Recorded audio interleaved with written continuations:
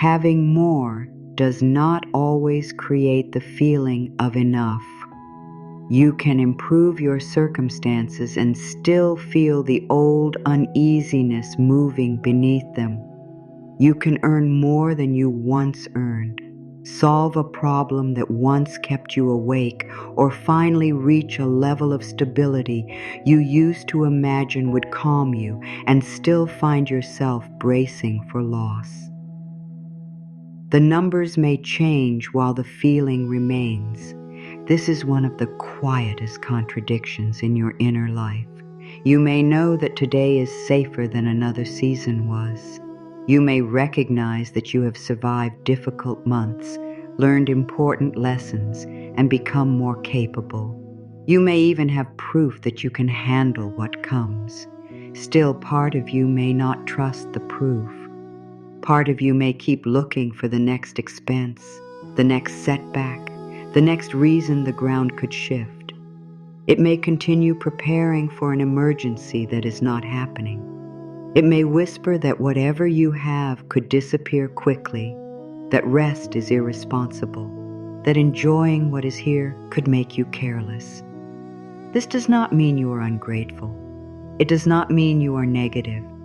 It does not mean you have failed to heal.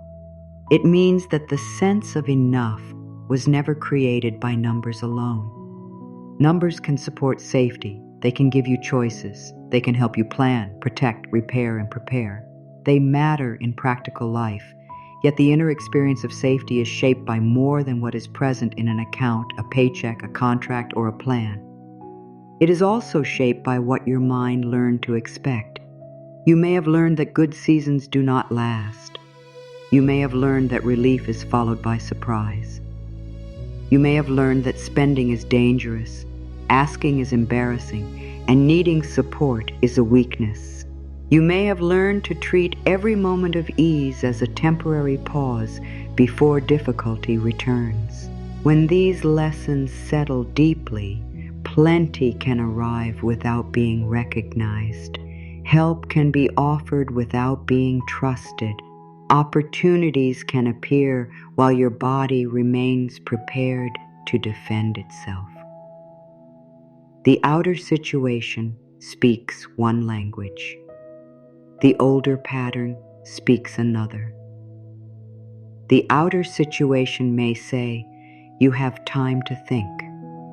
The older pattern says, "Decide now before everything changes." The outer situation may say, "This ordinary purchase is within your plan."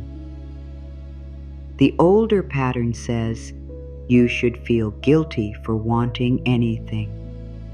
The outer situation may say, "You are permitted to rest tonight." The older pattern says, "You have not done enough to deserve rest."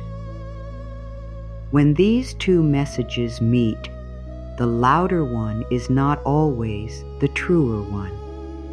It is often the one you have heard the longest. Repetition can sound like truth, even when it began as fear.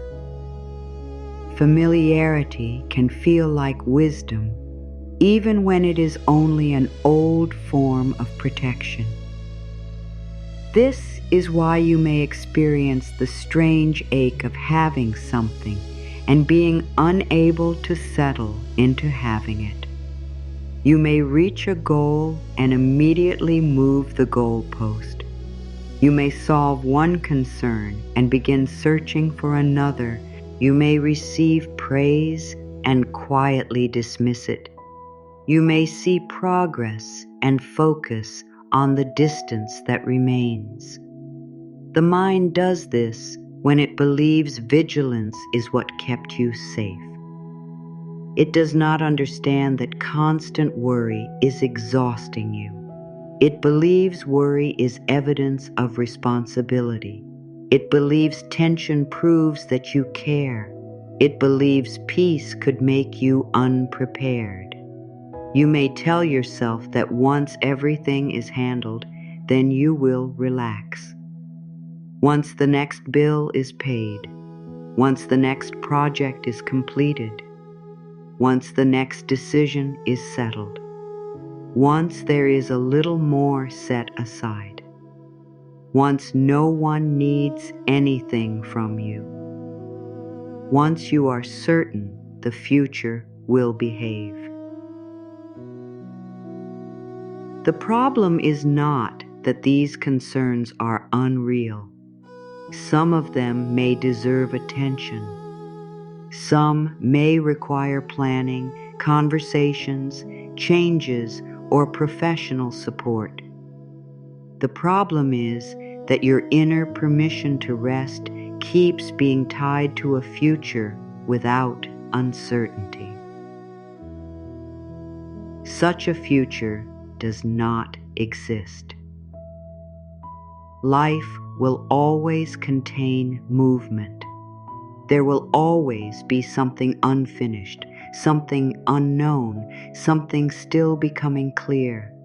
If peace is postponed until uncertainty disappears, peace remains postponed.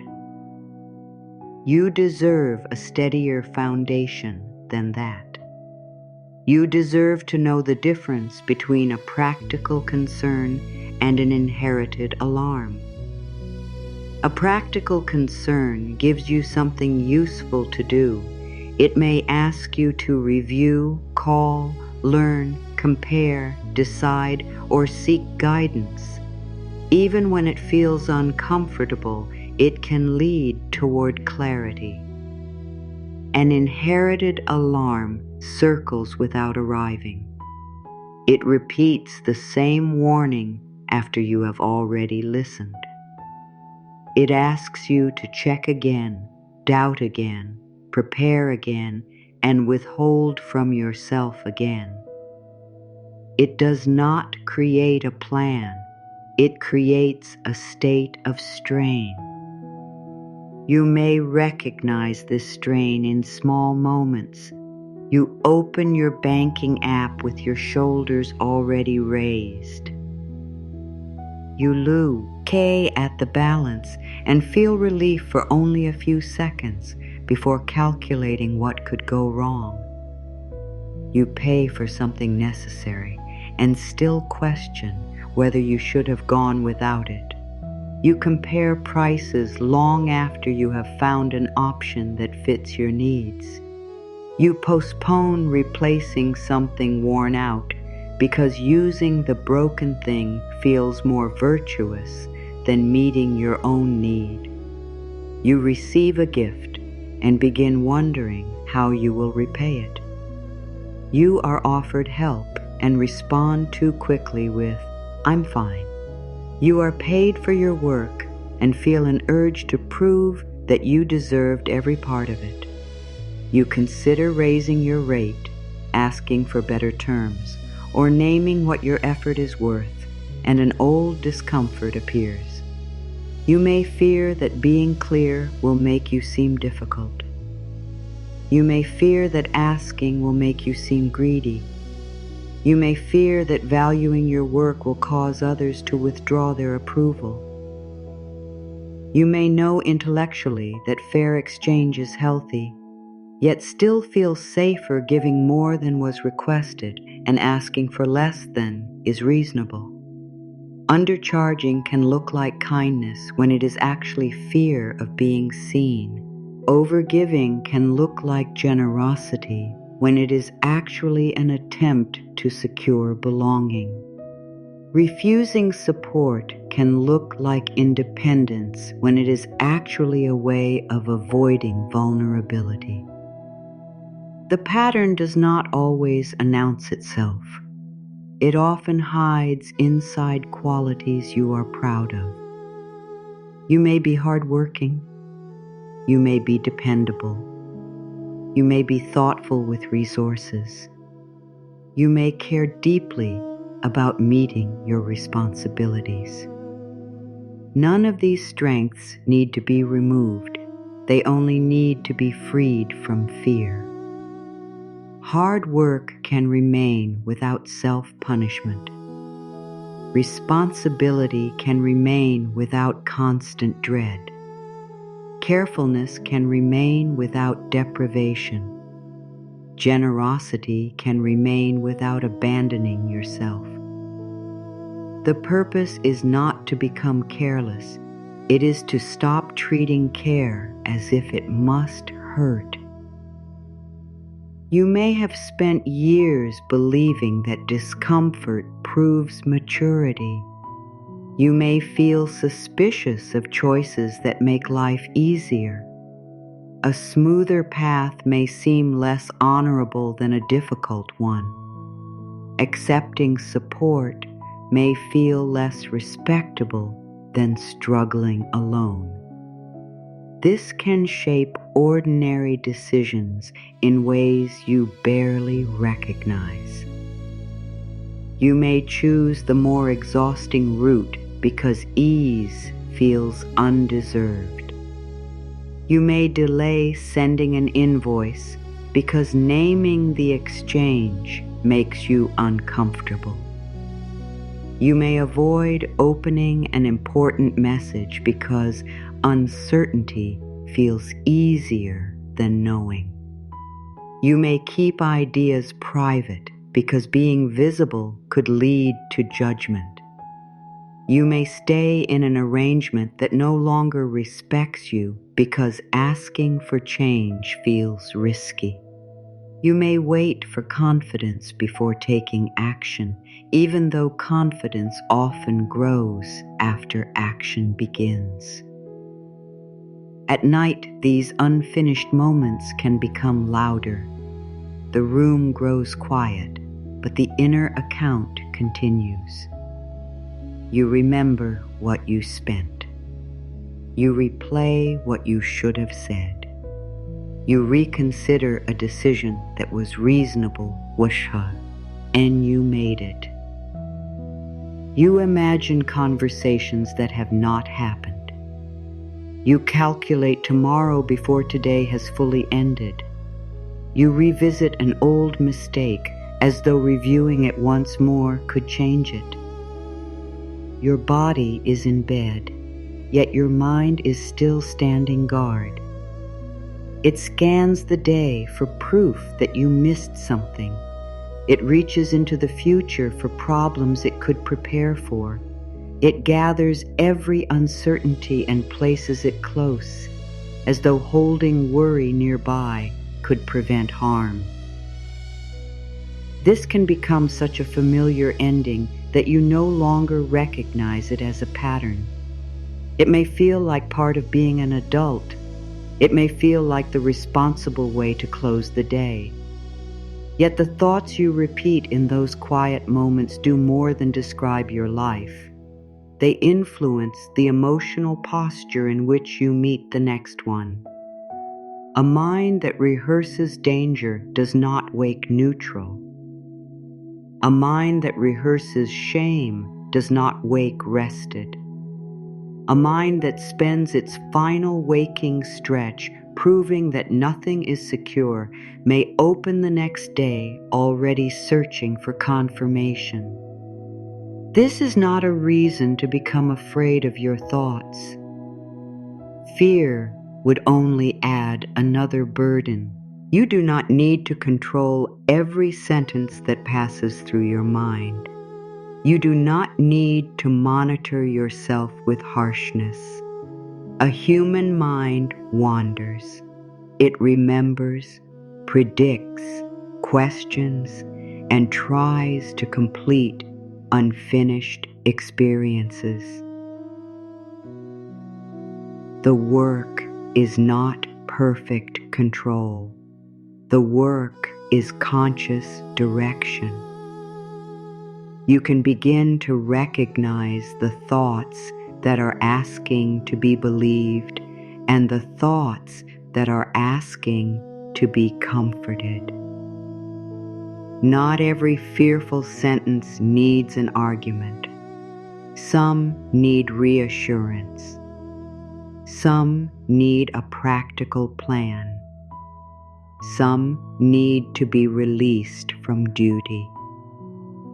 A worried thought may be saying, "Please prove that we are prepared." A guilty thought may be saying, "Please prove that we are still good." A doubtful thought may be saying, "Please protect us from disappointment."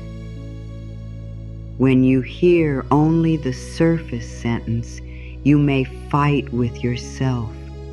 You may demand that the worry disappear. You may criticize your own sensitivity.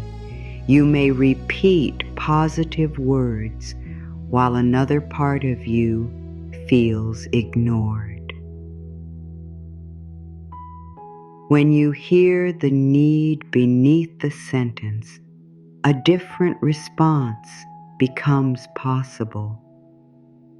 You can say, "I understand why this feels important." You can say, "We have taken the next practical step." You can say, "Rest will not erase what we know." You can say, "I do not have to solve tomorrow from this bed." These are not magical phrases. They are signals of a new relationship with yourself. You are no longer using fear to force obedience. You are becoming someone who can guide the mind without humiliating it. This matters because harshness often strengthens the very pattern you are trying to change. When you tell yourself that you should be over this by now, the mind hears another form of danger. When you call yourself foolish for worrying, the mind feels more alone. When you compare your progress to someone else's appearance of ease, the mind becomes more vigil. And compassion does not make you passive. It makes honest change more possible. You can look directly at a habit without turning that habit into your identity. You can say, "I check too often," without saying, "I am incapable of trust." You can say, "I avoid these conversations," without saying, "I will always be weak." You can say, "I learned to feel guilty after spending," without saying, "I am bad with money." Language matters because identity statements can close doors that honest observations leave open. An observation describes what has been happening. An identity statement declares what must continue. You are not the habit. You are the person becoming aware of the habit. You are not the alarm.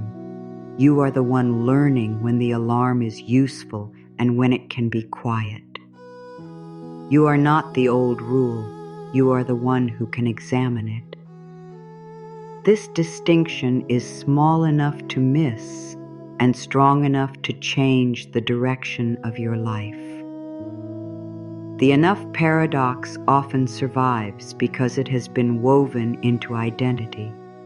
You may not only fear having too little, you may fear becoming a different kind of person if you feel secure. Security may seem like something that belongs to other people.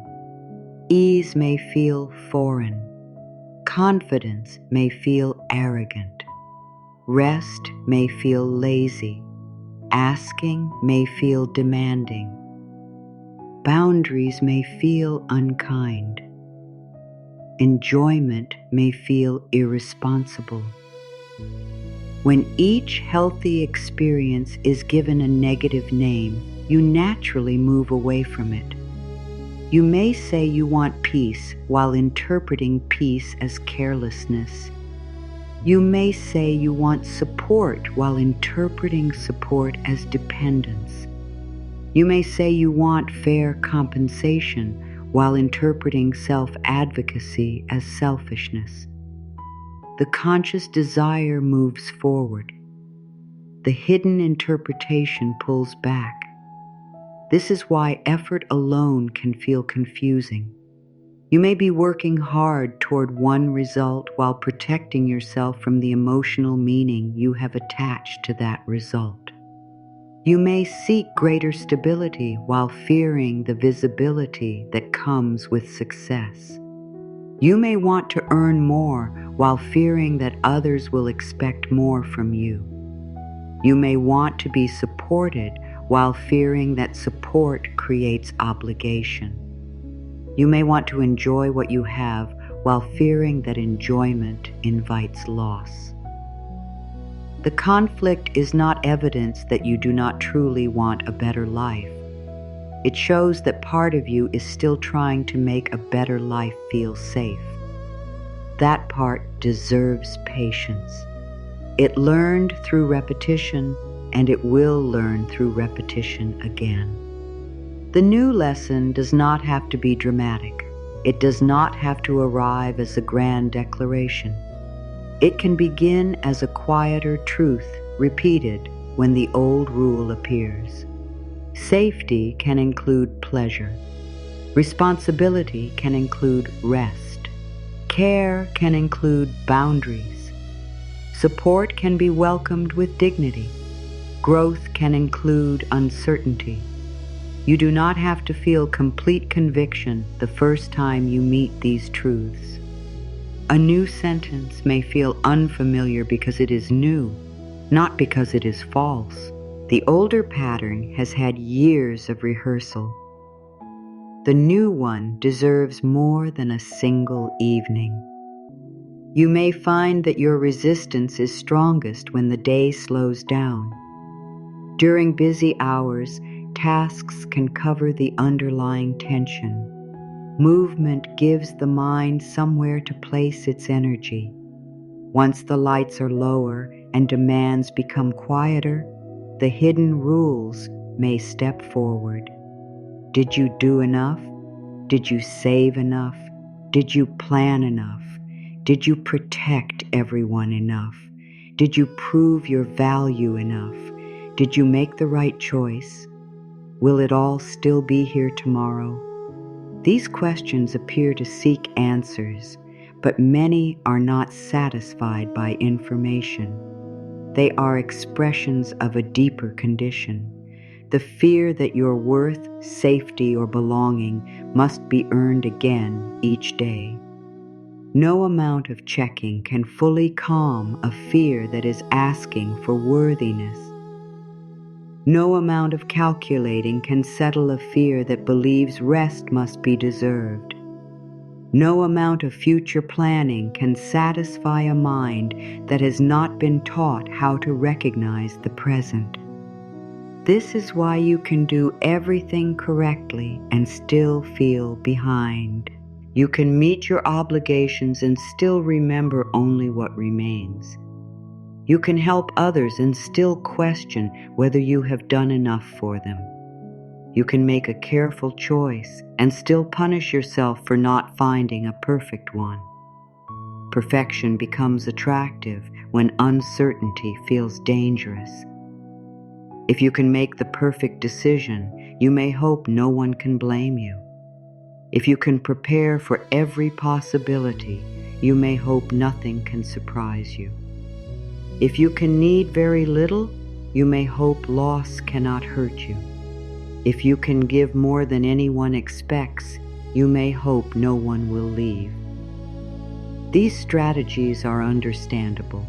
They are also heavy. They ask you to live as though safety depends on never being human. Human beings misjudge, learn, adjust, need, rest, ask, change, and begin again. Your dignity does not disappear when one of these things happens. You do not lose your value when you need guidance.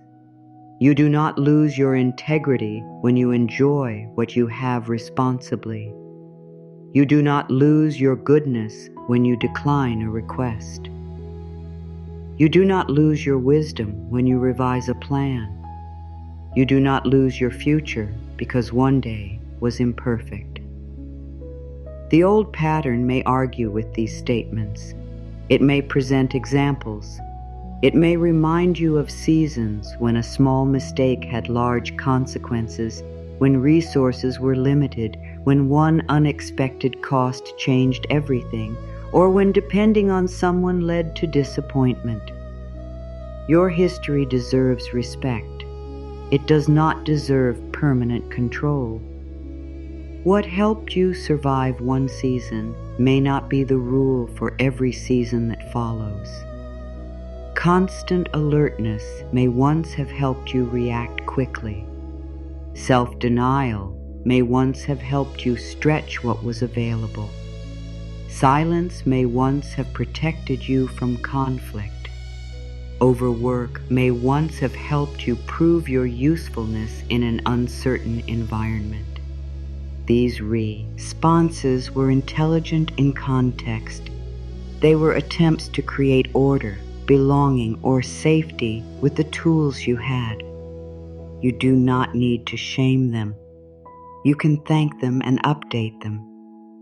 You can say, "You helped me through something difficult," but you do not have to run every evening.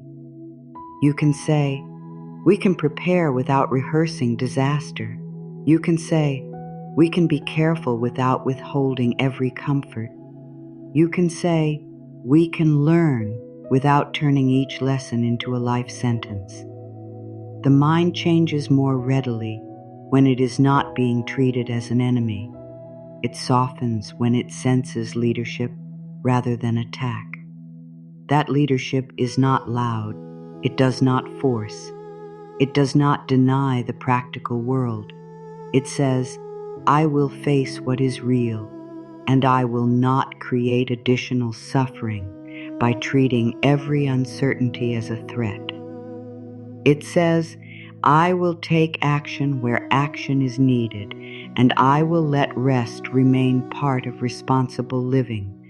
It says, "I will not measure my worth by how exhausted I am." This may be a very different way of speaking to yourself. You may have been motivated for years by pressure. You may believe that without criticism you will stop trying. You may fear that kindness will lower your standards. Yet consider what pressure has actually produced. It may have produced action, but also avoidance. It may have produced achievement, but also an inability to feel achievement. It may have produced caution, but also lost opportunities. It may have produced endurance, but also deep fatigue. A method can create results and still cost too much. You are permitted to build a steadier method. You can remain thoughtful without frightening yourself. You can remain ambitious without declaring the present insufficient. You can improve your circumstances without insulting the life you have today. You can want more and still recognize enough in this moment. Enough does not mean there is nothing left to do. Enough does not mean every concern has vanished. Enough does not mean you will never seek change. Enough means your right to breathe is not postponed. It means your body does not have to earn the bed beneath it. It means this day does not have to be perfect to be complete. It means a problem can remain unresolved without taking possession of every quiet moment. It means you can acknowledge what is unfinished and still stop working for the night. This is a form of trust that begins inside. Not trust that nothing difficult will happen. Not trust that every decision will lead where you hoped. Not trust that thought alone controls outcomes. It is trust that you can meet life more clearly when you are not living in constant argument with yourself. It is trust that rest supports discernment. It is trust that your value is larger than today's productivity. It is trust that tomorrow does not need to be dragged into this room before it arrives.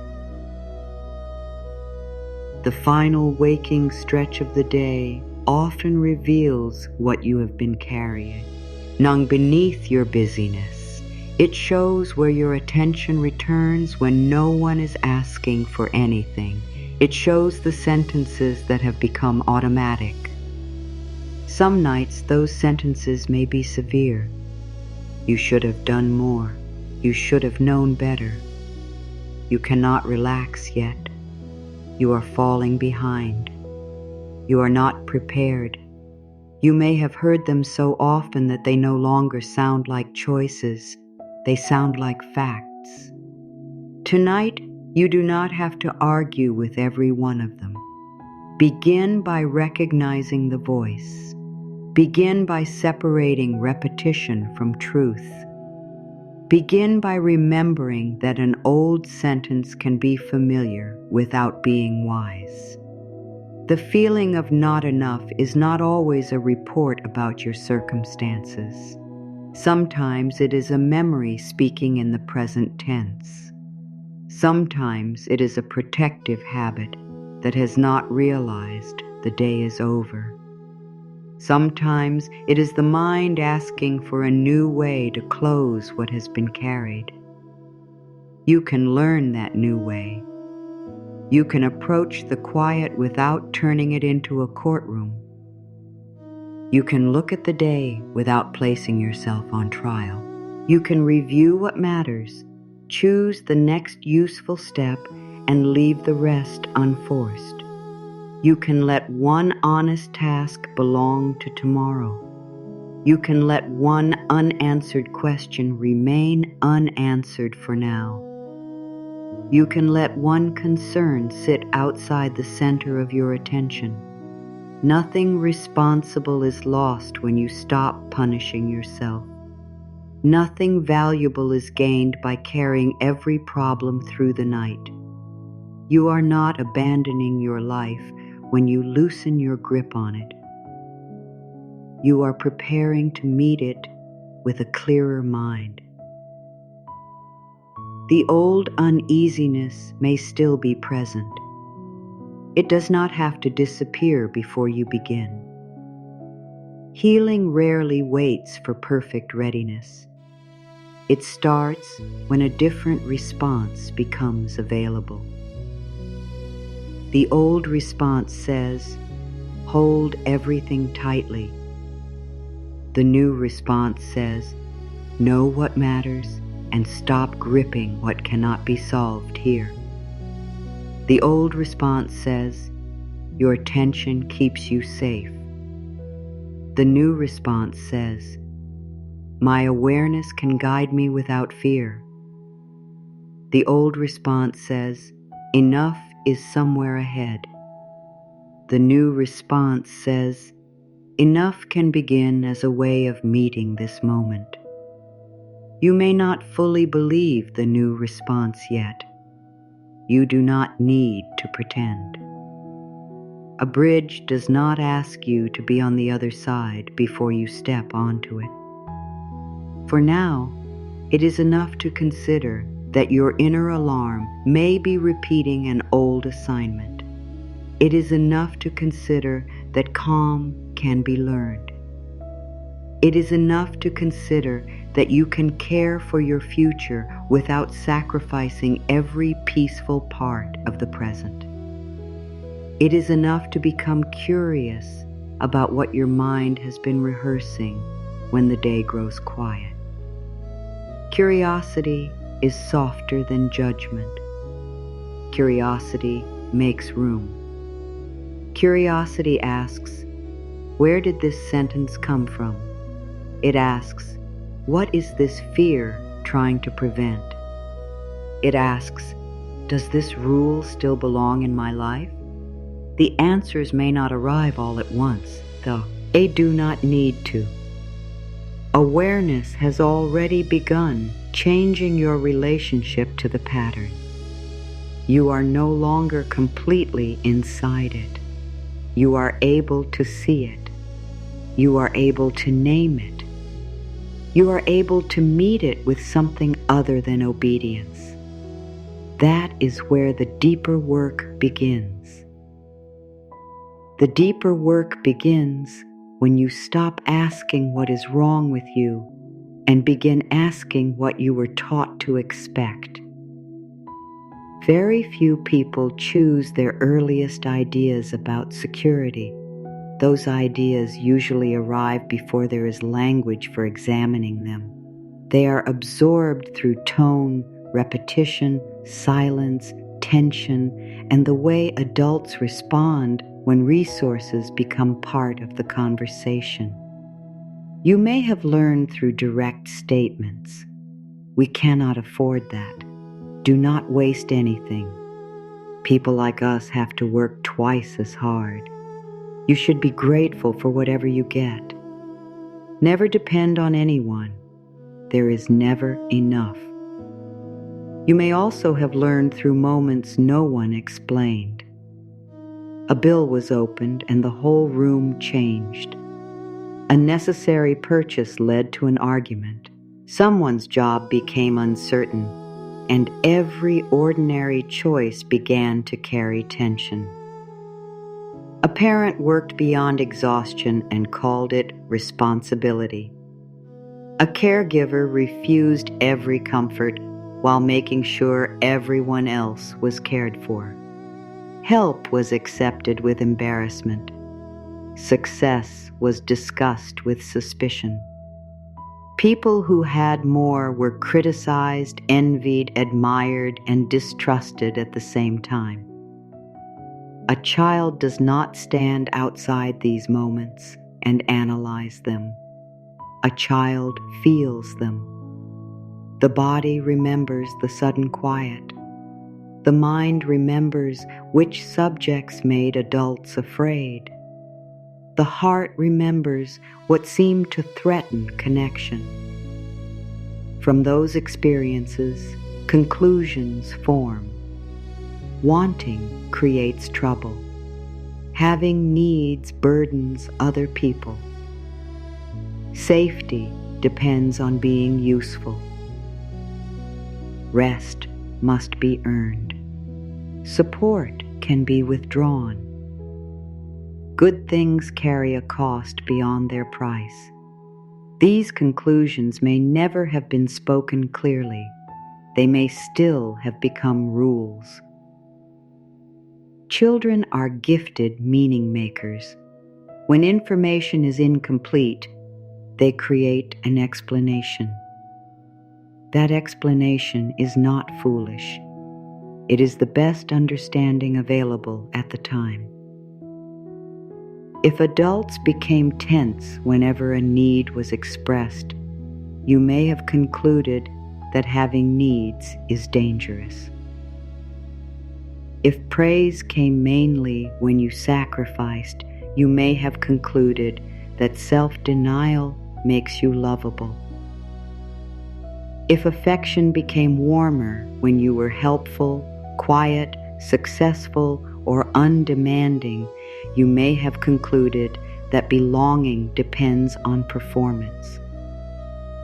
If the household moved through hardship, you may have concluded that constant alertness is the natural condition of life. None of this requires blame.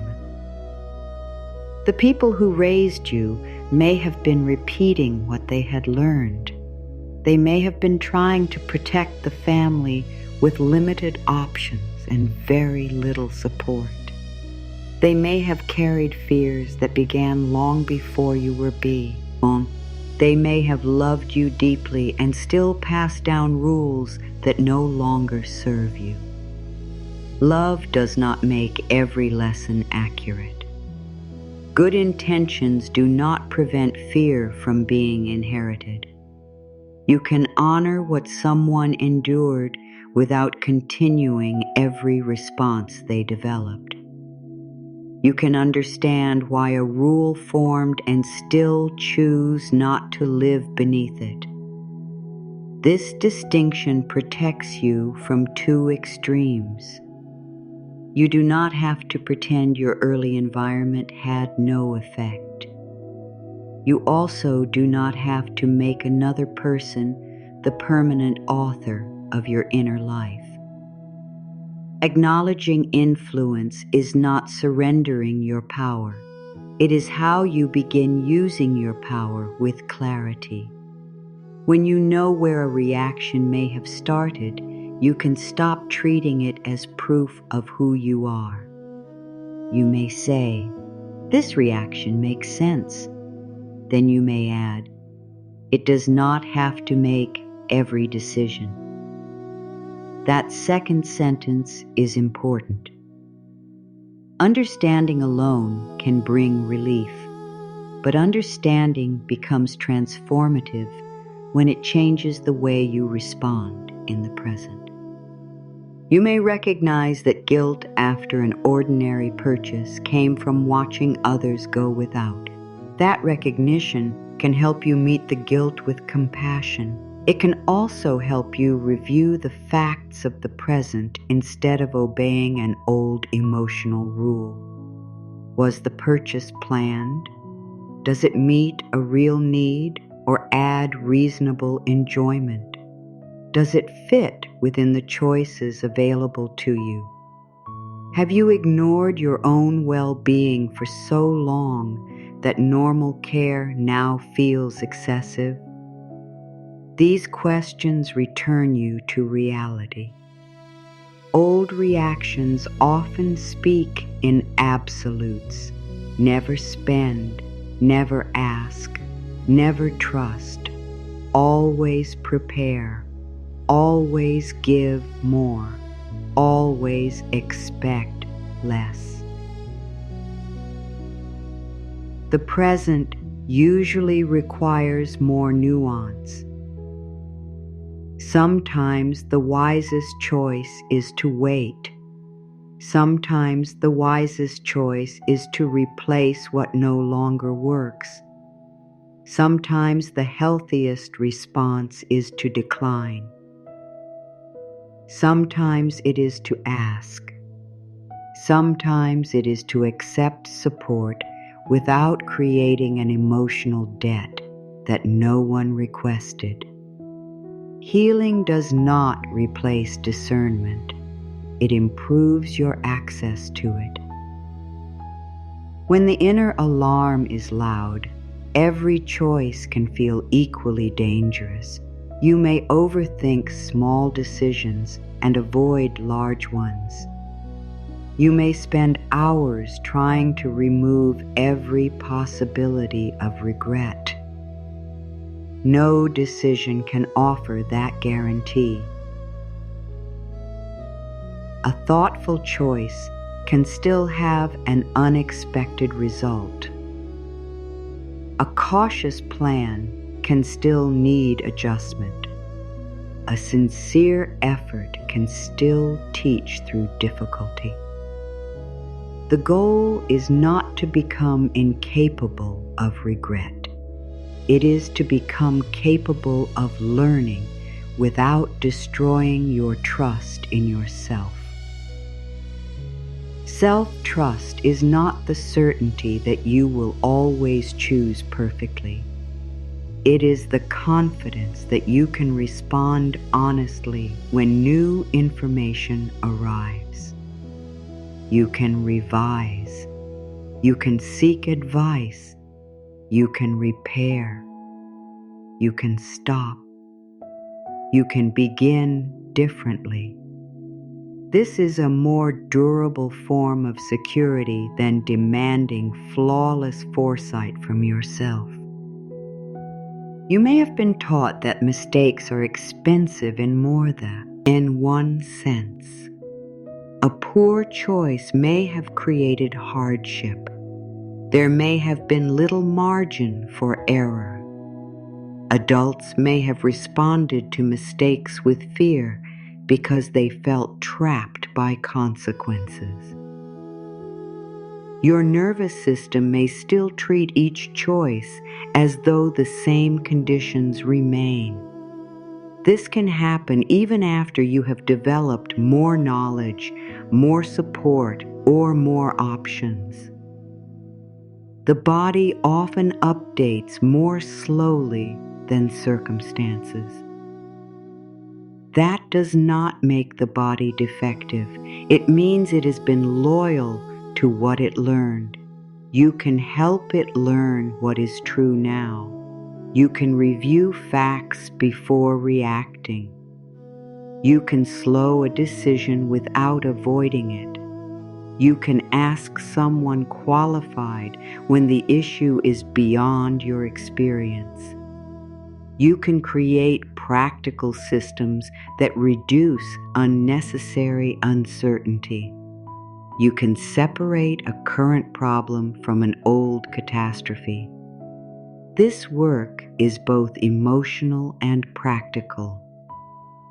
Affirmations can support a healthier mindset, but they are not financial advice. Real pressure may require concrete action, careful planning, support from trusted people, or guidance from a qualified professional. A reassuring sentence should never be used to deny an urgent problem or replace help that is genuinely needed. Inner work and real-world action are not rivals. They can stand together. A calmer mind may help you look at information you have been avoiding. A less ashamed mind may help you ask a necessary question. A steadier inner voice may help you admit that a plan needs to change. A stronger sense of dignity may help you seek guidance sooner rather than waiting until fear becomes overwhelming. The purpose of supportive language is not to make facts disappear.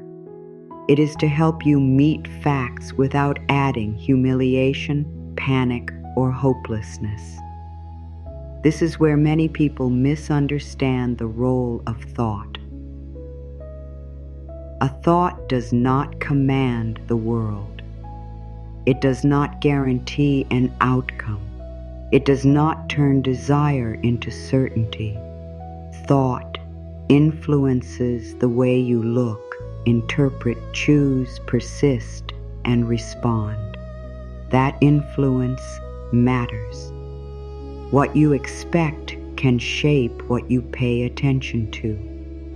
If you expect rejection, you may see hesitation and miss openness. If you expect that asking will lead to shame, you may avoid conversations that could provide clarity. If you expect yourself to fail, you may prepare half-heartedly, delay important work, or abandon an effort before it has time to develop. If you expect that every opportunity hides danger, you may reject useful possibilities without examining them carefully. The expectation does not create every circumstance. It changes your relationship to circumstance. It influences where your attention goes. Attention is selective. No one can consciously process everything at once.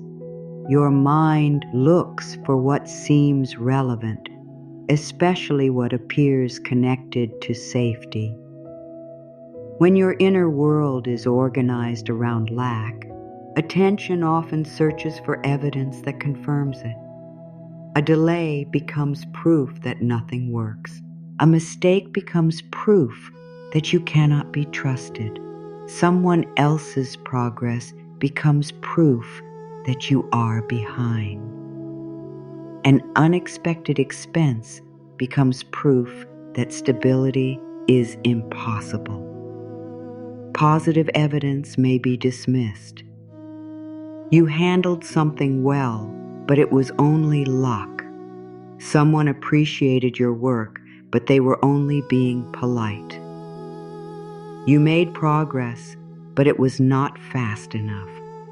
You completed something difficult, but anyone else could have done it better. The mind protects an established view by filtering experience through it. This is not a personal failure. It is a common feature of human thinking. Familiar interpretations require less effort than new ones. The mind prefers coherence, even when the coherent story is painful. A new inner sentence interrupts that automatic agreement. It does not demand that you deny disappointment. It asks you to include more of the truth. A delay may be frustrating without meaning that nothing works. A mistake may matter without defining your ability. Another person's progress may be real without reducing the value of your path. An expense may require adjustment without proving that all stability is an illusion. This wider view creates room for better choices. Beliefs also influence self-talk. Self-talk is not only a stream of words, it becomes the emotional climate in which action occurs. When every attempt is accompanied by criticism, action becomes heavier. When each imperfect result is used as evidence against your character, learning becomes threatening. When every pause is called laziness, rest becomes filled with shame and stops restoring you. You may continue functioning under this pressure. Many people do. Yet functioning is not the same as thriving. The cost may appear as procrastination, resentment, exhaustion, indecision, or a growing wish to escape responsibilities that once felt meaningful. You may then criticize yourself for these reactions, which increases the pressure and continues the cycle. A more respectful inner voice does not remove standards. It changes the way standards are held. Instead of saying, "You always ruin everything," you can say, "This result needs attention." Instead of saying, "You are hopeless with numbers," you can say, "This is an area where more support would help." Instead of saying, "You should have solved this already," you can say, "Avoidance has made this harder, and today I can take one honest step." The second form of language is not weak. It is specific. Specific language supports action. Global condemnation creates paralysis. The mind can work with a clear next step. It cannot work well while defending its entire identity. This is one reason shame rarely produces sustainable change. Shame may create a burst of urgency, but it often reduces curiosity. It makes you want to hide from information that could help you. You may avoid statements, messages, applications, or conversations because opening them is like opening a judgment against yourself. The longer you avoid, the larger the fear becomes. Then the avoidance is used as further evidence that you are incapable. A respectful inner response breaks this loop. It says, "There may be something uncomfortable here, and I am still worthy of knowing the truth." It says, Information can guide me. It says, I can ask for help before I understand everything. This shift may seem modest. Its effects can be practical. You may respond sooner. You may compare options more clearly. You may advocate for yourself with less apology. You may stop pretending to understand something and ask for an explanation. You may become willing to learn a skill that once triggered embarrassment. You may recognize that courage is not a dramatic feeling. It is often the decision to remain present while discomfort moves through you. Inner expectations also influence boundaries. When you believe your value depends on usefulness, saying no can feel like risking your place in someone's life. You may agree before checking your capacity. You may offer more time than you have. You may absorb costs that should be shared. You may avoid discussing fair terms because harmony feels more important than clarity. Later, resentment appears.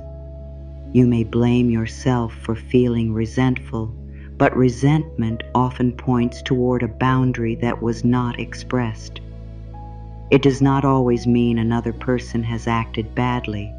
Sometimes no clear limit was communicated. Sometimes the other person assumed your yes was freely given because you gave no sign that it was costly. Changing the inner rule can change the conversation. The old rule says, a good person never disappoints anyone. A healthier understanding says, a sincere person communicates capacity honestly. The old rule says, if I name my needs, I am difficult. A healthier understanding says, clear expectations protect relationships. The old rule says, I must accept what is offered or seem ungrateful. A healthier understanding says, gratitude and discernment can exist together. These shifts do not control how others respond. Some people may resist your clarity, especially if they benefited from your silence. Their resistance does not automatically make your boundary wrong. This is where courage becomes part of practical change. A new conviction may lead to a new action, but the action can still feel uncomfortable. The absence of comfort does not mean you are moving in the wrong direction. Sometimes discomfort is the feeling of leaving a familiar role. You may be accustomed to being the one who adapts, the one who does not ask, the one who fixes the gap, the one who accepts less to keep peace. When you behave differently, your identity may feel unsettled before it feels strengthened. That unsettled period deserves care. You are not becoming selfish because you have stopped disappearing. You are not becoming cold because you require mutual respect. You are not becoming reckless because you have made room for your own well-being. You are learning to include yourself in the life you are managing. Beliefs influence courage because they shape what risk means. If visibility means criticism, you may hide your work. If success means greater pressure, you may delay completion. If greater income means family conflict, loss of belonging, or demands you cannot control, part of you may resist opportunities that could bring change. These fears are rarely solved by calling yourself unmotivated. Motivation may not be the issue. The issue may be that progress carries an emotional threat. You may need to ask what you believe would happen if things improved. Would others expect you to rescue them? Would you lose connection with people you love? Would you be judged for changing? Would you have to maintain a pace that exhausts you? Would one achievement become a permanent demand for more? These concerns deserve honest examination. Sometimes the fear is based on an assumption that can be challenged. Sometimes it points toward a boundary you will need. Sometimes it shows that your desired path needs to be shaped differently. You do not have to accept every version of success offered to you. You can define progress in a way that respects your health, values, relationships, and capacity. You can want greater stability without building a life that has no room to live.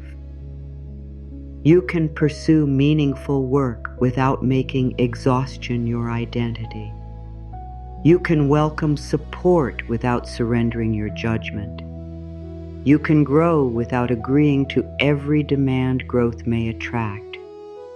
This is how inner change moves downstream. A revised idea changes what you consider possible. That changes what you are willing to examine. What you examine influences what you learn. What you learn influences what you choose. What you choose repeatedly becomes a direction. There is no promise that every direction leads to the result you hoped for. Life includes other people, wider conditions, timing, chance, and circumstances beyond personal control. Still, your participation matters. You cannot control the whole field of life, but you can become more conscious of the position from which you participate. Fear may still speak. It simply does not have to speak alone. You can add patience. You can add evidence. You can add professional knowledge. You can add a boundary. You can add the willingness to try again. The older rule may say, "Do not look, it will be bad." Your wiser response can say, "Knowing gives me choices." The older rule may say, "Do not ask, you will be judged." Your wiser response can say, "A respectful question is not a confession of failure." The older rule may say, "Do not rest, you will fall behind." Your wiser response can say, "A depleted mind does not make clearer decisions." This is not positive thinking used as denial. It is accurate thinking used as support. Accuracy includes difficulty. It also includes your capacity. Accuracy includes limits. It also includes options. Accuracy includes past mistakes. It also includes everything you learned afterward. You may be tempted to focus only on what went wrong because pain leaves a strong mark, yet survival also leaves evidence. You adapted. You found information. You endured uncertainty. You made decisions with what you knew. You discovered what you would not repeat. You became more discerning. You may wish you had learned differently. You may grieve time, energy, or opportunities that were lost. Grief can be honest without becoming a command to keep punishing yourself. Punishment does not restore the past. It only asks the present to keep paying for it. Repair is different. Repair asks what can be done now. It may involve an apology. It may involve education. It may involve a changed habit. It may involve reaching out. It may involve accepting that some consequences cannot be reversed and choosing to live more wisely from here. Repair respects responsibility and humanity at the same time. This balanced approach is essential when rebuilding your relationship with prosperity. You do not need fantasies. You need language strong enough to support reality. You need sentences that make room for practical wisdom. You need reassurance that does not insult your intelligence. You need hope that does not demand certainty. You need an inner voice that can stand beside you while you face what is true. That voice can be developed. It may begin awkwardly.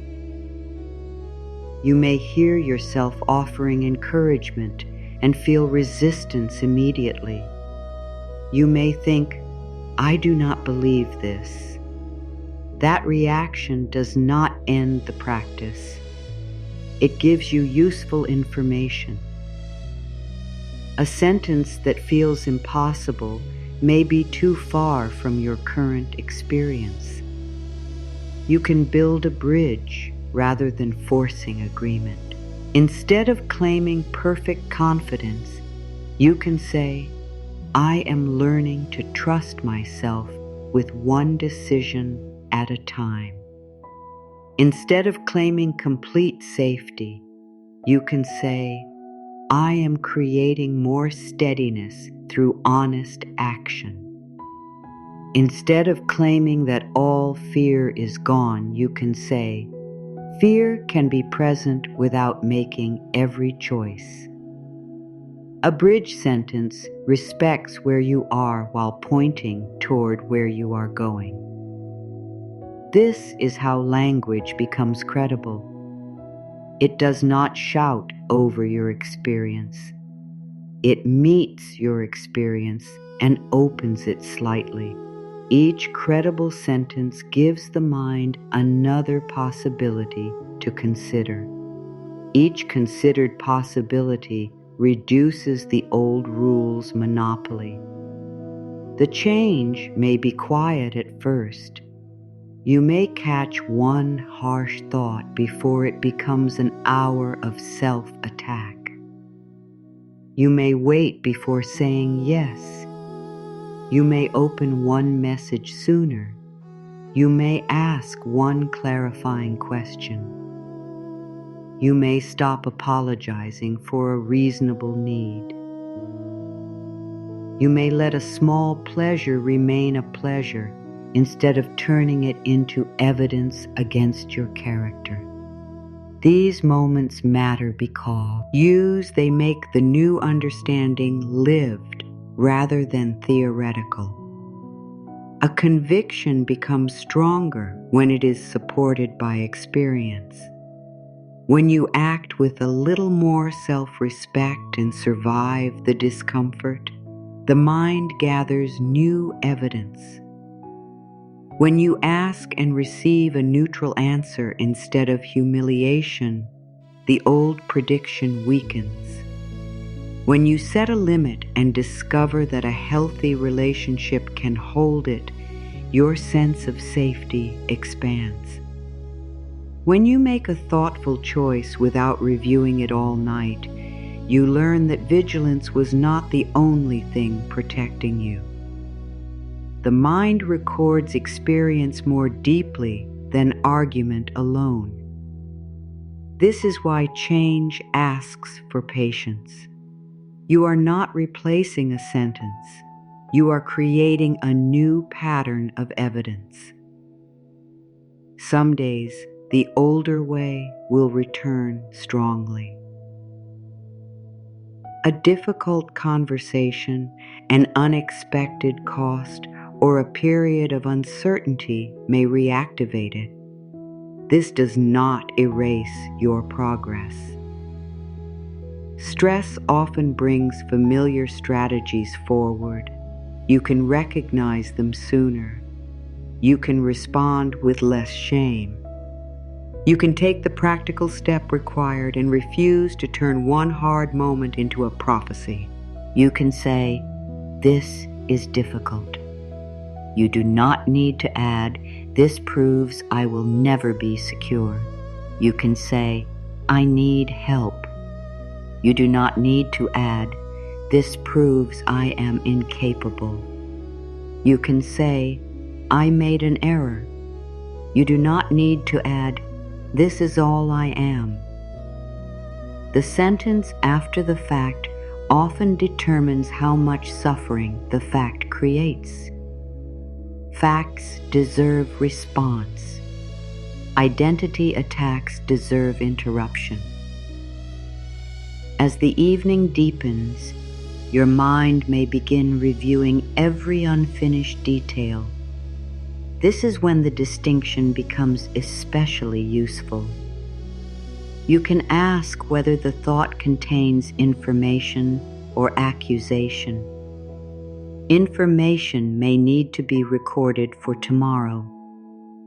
Accusation needs a boundary. Information says, "This payment needs attention." Accusation says, "You can never manage anything." Information says, "A conversation should happen." Accusation says, "You always ruin relationships." Information can be carried forward. Accusation can be refused. You do not have to put your whole identity on the record because one detail remains unresolved. You can choose a cleaner closing statement. There is something to address, and I am still worthy of rest. There is more to learn, and I am not a failure. There is uncertainty, and I can meet it with support. There is an unfinished task, and this day can still end.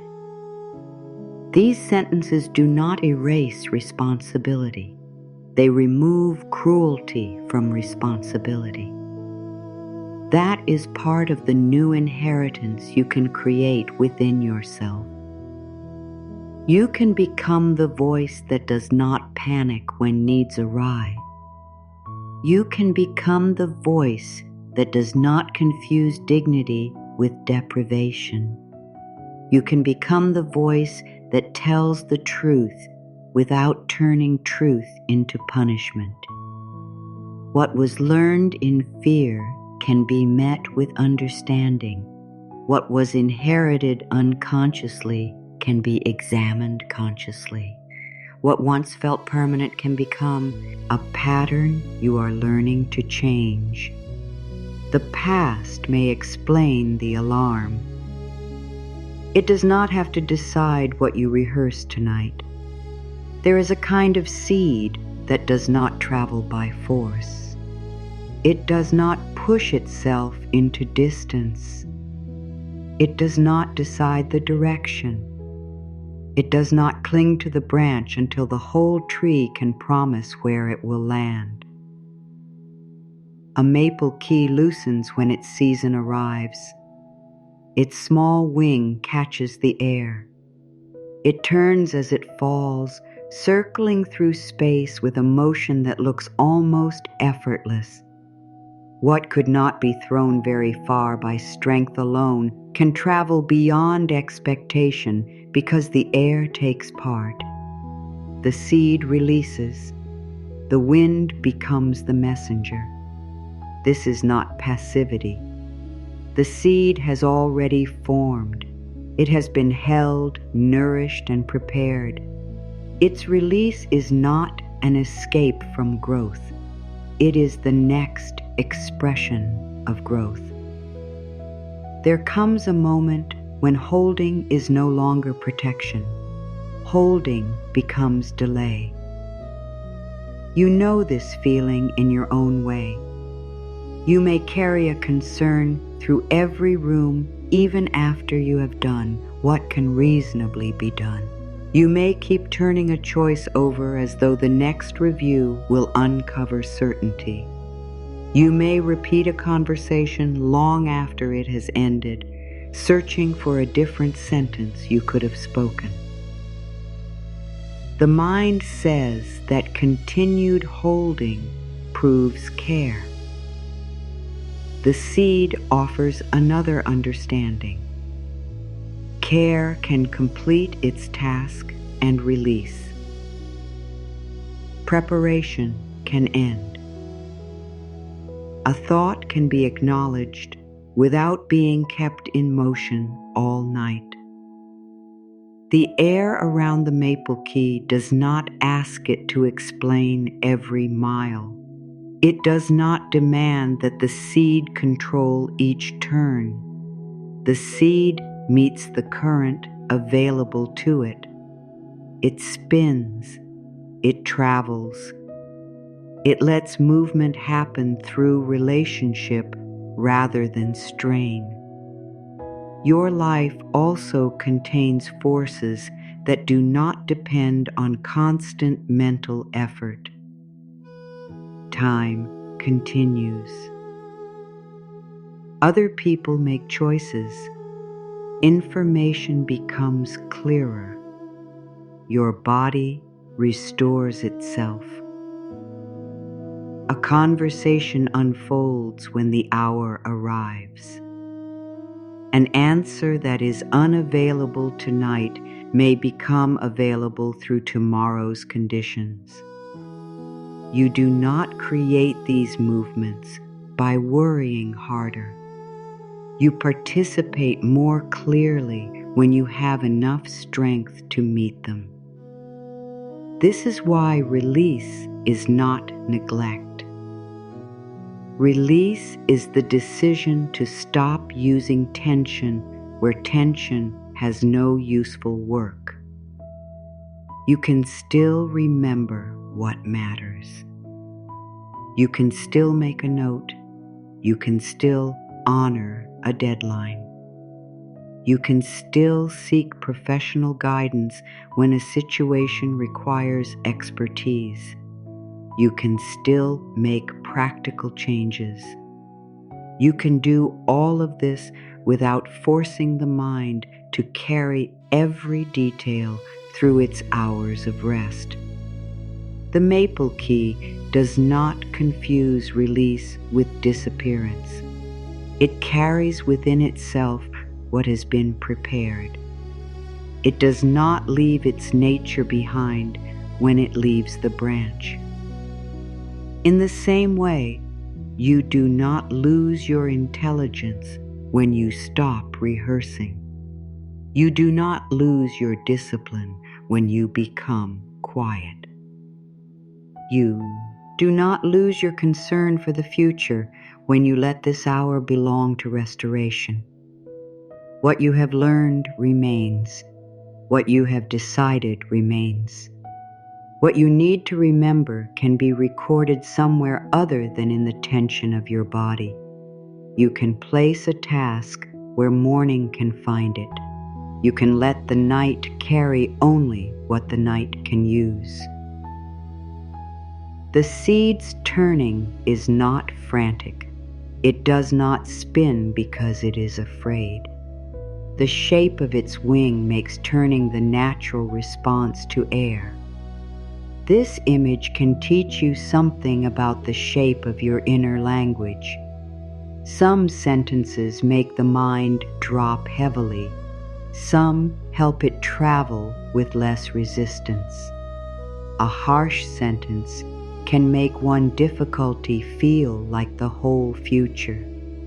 A steadier sentence gives the same difficulty room to move. Consider the difference. I must solve everything before I can rest. The sentence is heavy. It leaves no space for human limits.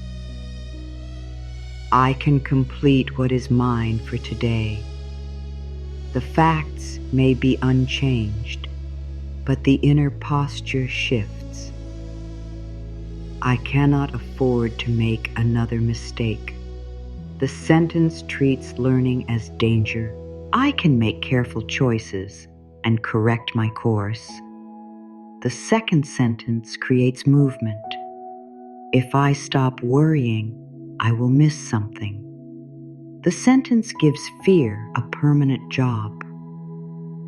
I can prepare, record what matters, and rest. The second sentence gives preparation an ending.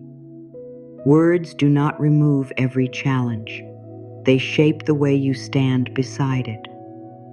The right sentence does not need to be grand. It needs to be trustworthy.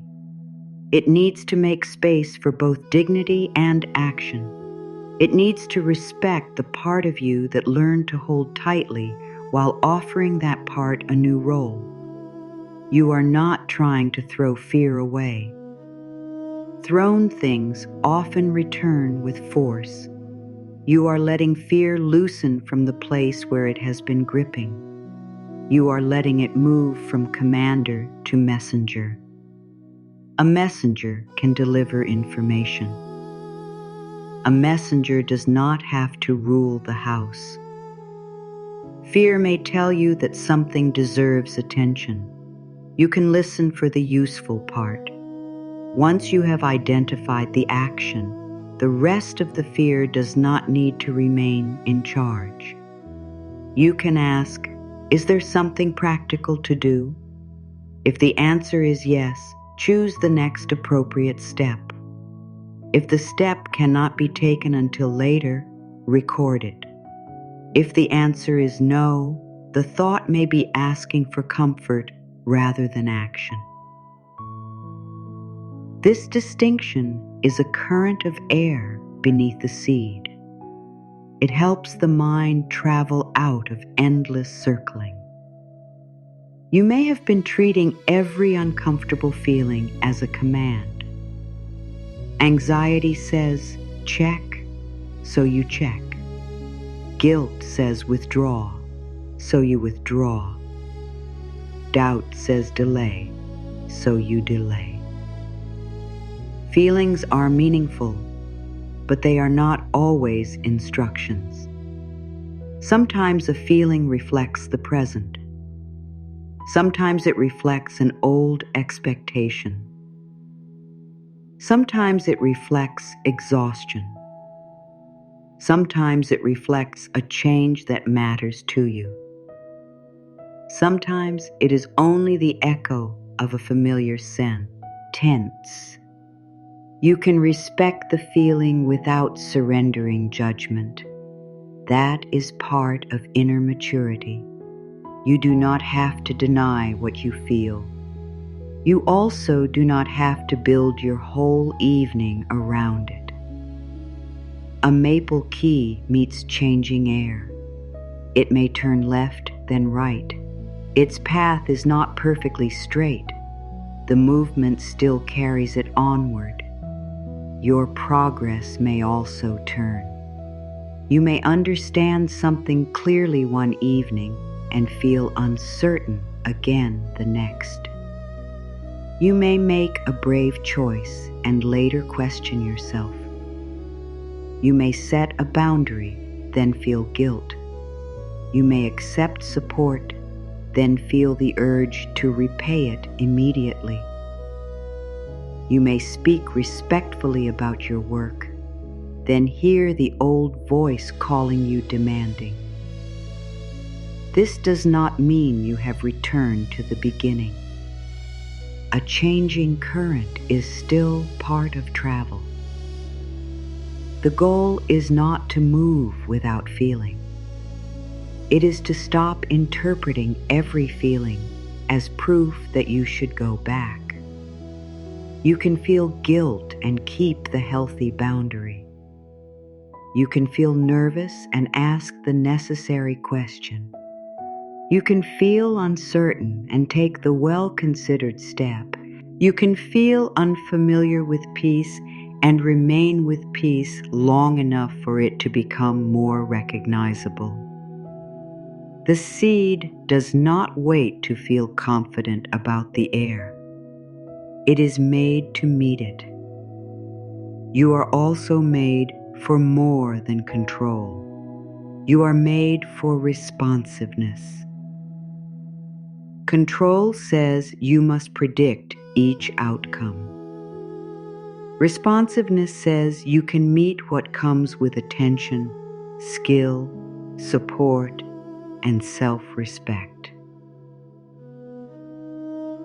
Control tries to eliminate change. Responsiveness develops the ability to move with change. Control becomes exhausted because life will not become still. Responsiveness can rest because it trusts its capacity to engage again. This is the confidence worth building, not the confidence that nothing will shift, the confidence that you do not have to abandon yourself when it does. The final part of the day can become a place where this confidence is practiced. You can look at what is unfinished and refuse to confuse unfinished with unsafe. You can look at what is uncertain and refuse to confuse uncertain with hopeless. You can look at what needs time and refuse to confuse time with failure. You can say, "This is still moving." A seed in the air has not failed because it has not landed. A question in process has not failed because it has not been answered tonight. A plan being revised has not failed because the first version was incomplete.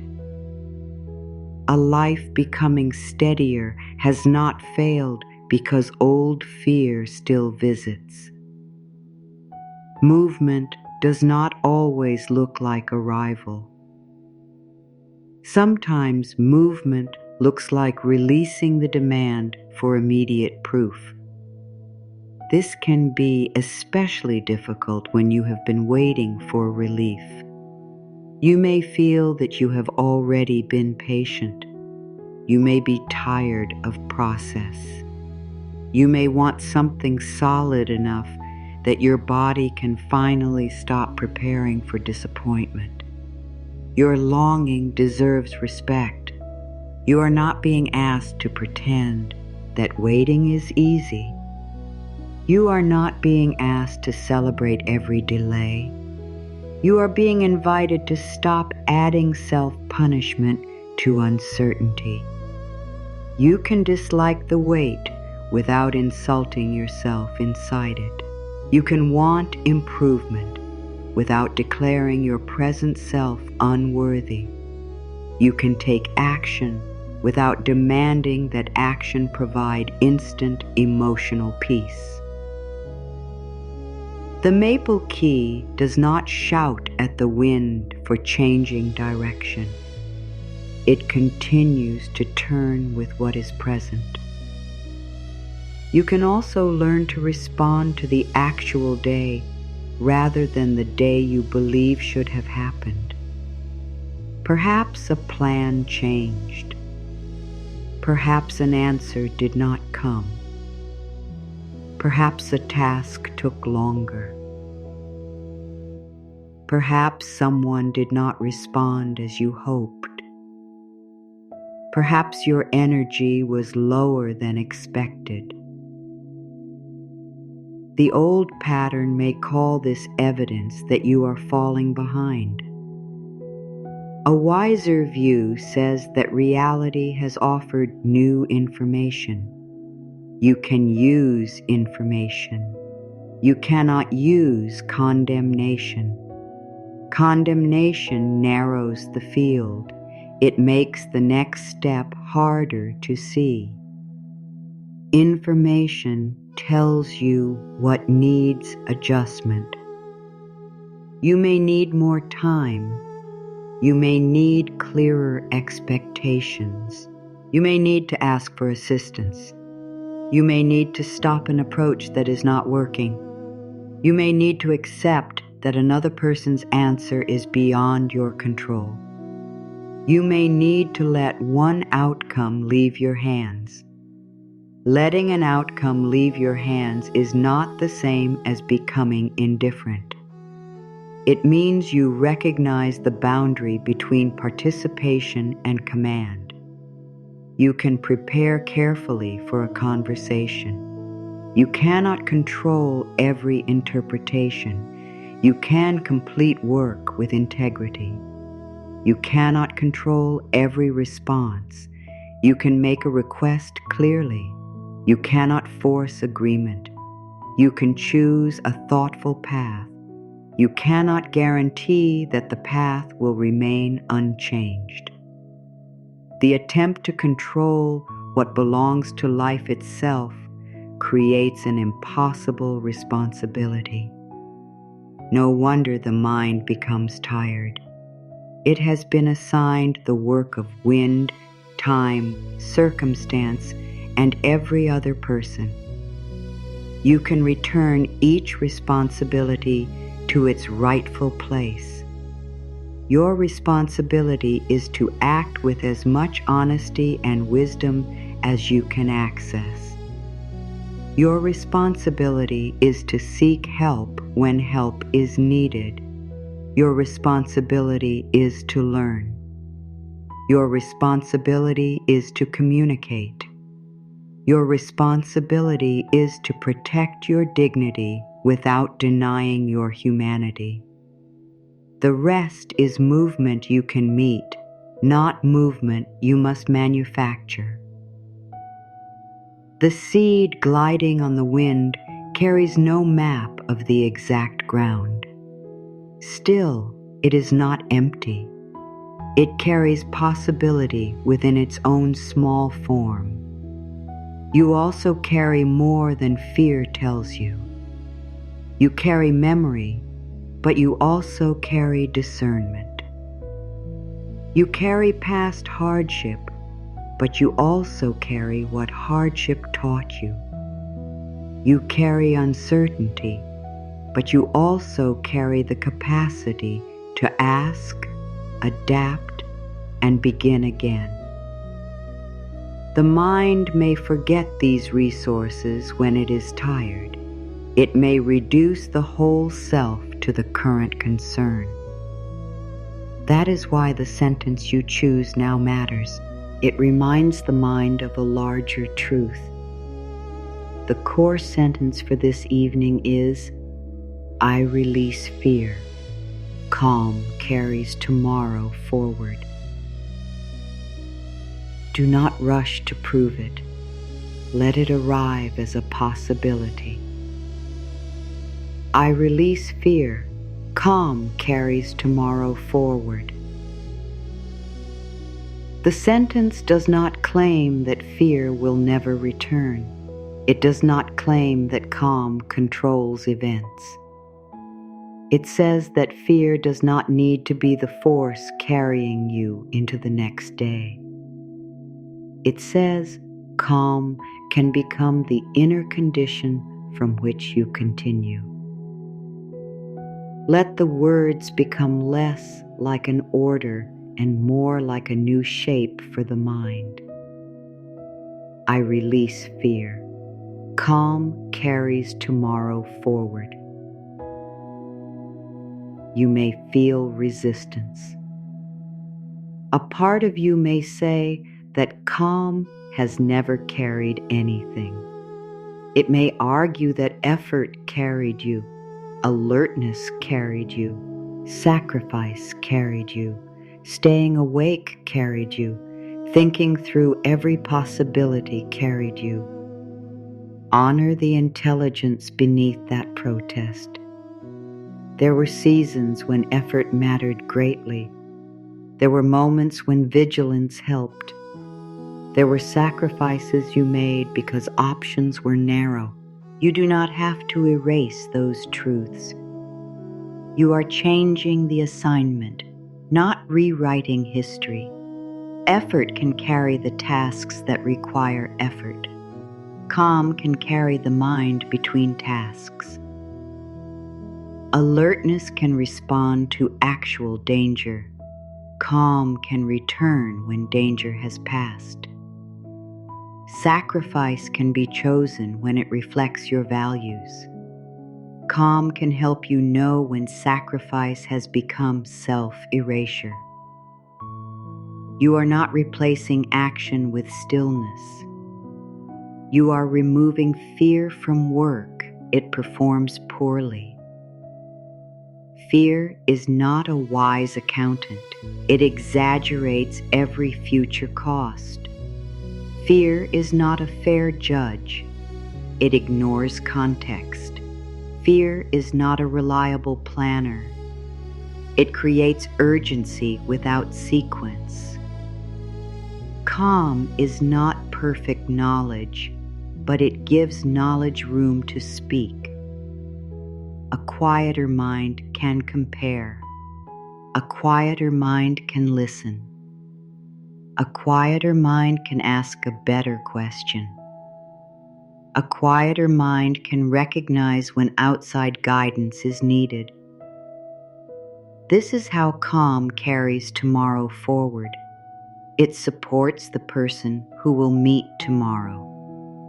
If the core sentence feels too far from where you are, use a smaller bridge. I am becoming willing to release what I cannot solve tonight. This sentence does not ask for full trust. It asks for willingness. Willingness is enough to begin movement. You may not be ready to release every concern. You may be willing to loosen one. You may not feel calm. You may be willing to stop adding another frightening prediction. You may not trust tomorrow. You may be willing to let tomorrow arrive before judging it. The bridge sentence gives the mind somewhere honest to stand. I am becoming willing to release what I cannot solve tonight. There is dignity in becoming.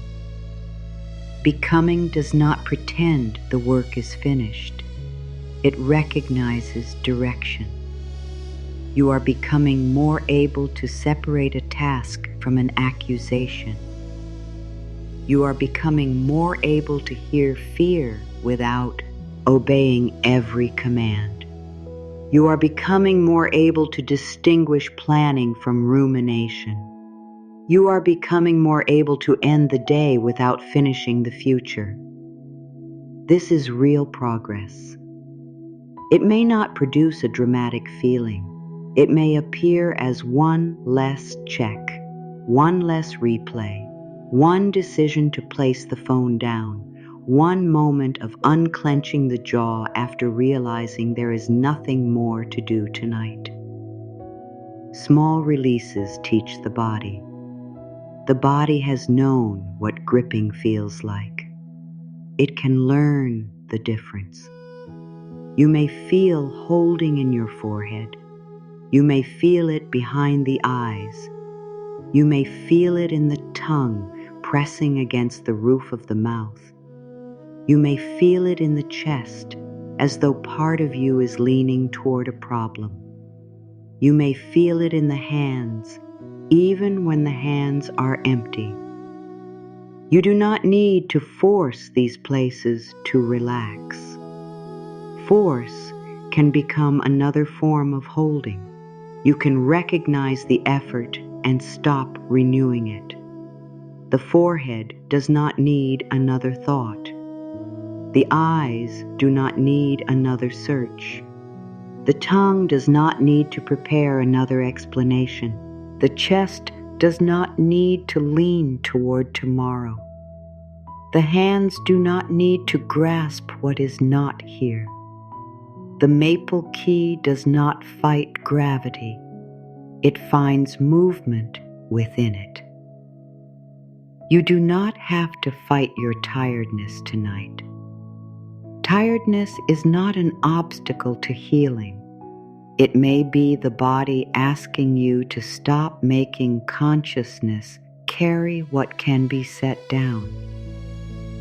You can let the bed support what you have been supporting alone.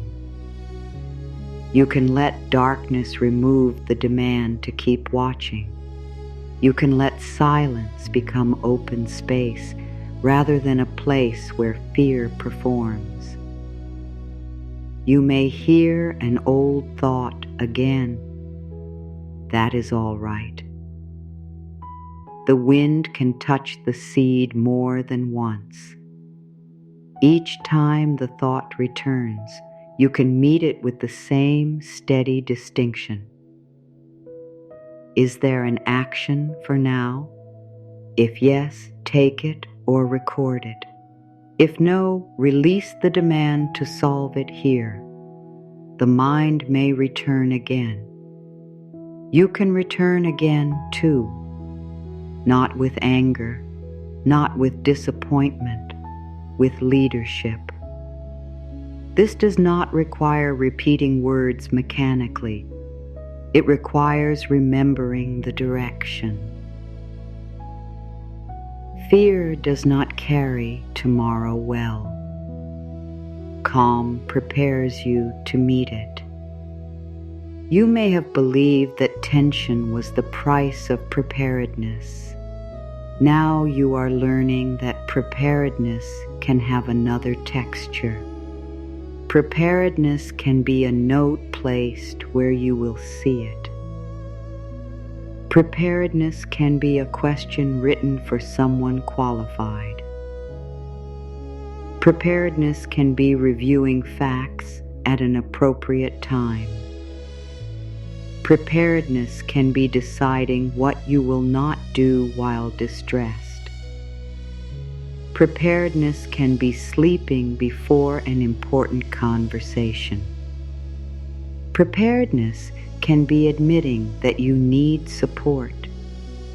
None of these require an all-night emergency inside the mind. The seed travels because it is shaped for movement, not because it is filled with strain. You can shape your final thoughts in the same way, not as a command to the universe, not as a promise of effortless gain, not as denial of real pressure, as an orientation. I have done what belongs to this day. I can take the next honest step when it is time. I am becoming willing to release what I cannot solve tonight. I release fear. Calm carries tomorrow forward. These sentences do not need to be believed at full strength. Let them be considered. Let them enter the mind without argument. Let them sit beside the old language. New language becomes more credible when your actions begin to support it. Tomorrow you may choose one practical step that agrees with calm. You may look at information during the day rather than in bed. You may ask for clarification instead of imagining the worst. You may decide in advance when you will review a concern. You may speak to yourself as someone capable of learning. You may leave one unnecessary apology unsaid. You may accept that a responsible life still contains things you cannot control. Each action gives the sentence weight. The inner record changes through lived evidence. You release one fear and discover that the world did not collapse because you rested. You stop reviewing one choice and find that morning brings a clearer view. You decline one request and learn that discomfort can pass. You accept one kindness and discover that gratitude does not require self-rejection. The seed's journey is made through many turns. Your new relationship with enough will also be made through many moments. Enough may begin as the recognition that one more thought is not always one more solution. Enough may begin as the decision that this hour does not belong to punishment. Enough may begin as the knowledge that your value remains when productivity ends. Enough may begin as the willingness to be carried for a while by sleep, time, and the support beneath you. You are not giving your life away. You are returning to it with fewer demands placed on your exhausted mind. Let what has been prepared remain prepared. Let what has been recorded remain recorded. Let what needs tomorrow belong to tomorrow. The branch does not chase the seed after release. It does not call the seed back to review the decision. The season changes because holding and letting go are both part of growth. You have practiced holding. You know how to endure. You know how to stay alert. You know how to carry responsibility beyond what others can see. Now another strength is being formed, the strength to release without abandoning care, the strength to rest without questioning your worth, the strength to let calm take part in what comes next. The air itself can become the messenger, not because it guarantees where everything will land, because movement continues even when your mind stops forcing it. You can meet that movement when the next day arrives. For now, the new sentence is enough. I release fear. Calm carries tomorrow forward. Accepting can feel more difficult than giving when giving has been tied to your goodness. You may know how to offer time, patience, ideas, care, effort, and reassurance. You may know how to anticipate what someone needs before they ask. You may notice the empty space and step into it. You may become the person who carries the extra part because carrying it feels familiar. Then support turns toward you and something tightens. A compliment arrives and you reduce it. An offer appears and you search for a reason to decline. Someone wants to make your task easier and you explain why that is unnecessary. A fair opportunity asks you to step forward and you wonder whether another person deserves it more. This hesitation may look like modesty. Sometimes it is fear wearing modest clothing. The old rule may say that accepting creates debt. It may say that being helped makes you less capable. It may say that comfort should be reserved for people who have suffered more, worked harder, or made fewer mistakes. It may say that good things should be met with caution, so disappointment will hurt less later. These rules can turn every kindness into a negotiation. Instead of letting appreciation reach you, you begin balancing the exchange. You plan what you will give back. You make yourself smaller so no one thinks you expect too much. You remove the pleasure from the moment before anyone else can question whether you earned it. The offer may be simple. The inner process becomes exhausting. Accepting with dignity does not mean taking without care. It does not mean ignoring fairness. It does not mean expecting others to carry responsibilities that belong to you. It means letting a healthy exchange remain healthy. It means recognizing that support can move in more than one direction. It means trusting that another person can offer something freely without requiring you to punish yourself afterward. A maple key does not apologize to the air for being carried. It does not insist on falling straight down to prove its independence. Its lightness is not a moral failure. Its wing is not laziness. The shape that lets it travel is part of its nature. You also have capacities that become stronger through relationship. You can think alone, but another perspective may reveal what strain has hidden. You can work alone, but collaboration may reduce errors and expand what becomes possible. You can learn through private effort, but guidance can shorten confusion. You can make responsible decisions and still benefit from informed support. Independence is valuable. Isolation is not the same thing. True independence includes the freedom to choose interdependence wisely. It lets you know when to stand alone and when to let someone stand beside you. It lets you accept help without surrendering authority over your life. It lets you listen with without becoming obedient to every opinion. It lets you remain responsible without pretending you need no one. The old mind may fear that being supported will make you weak.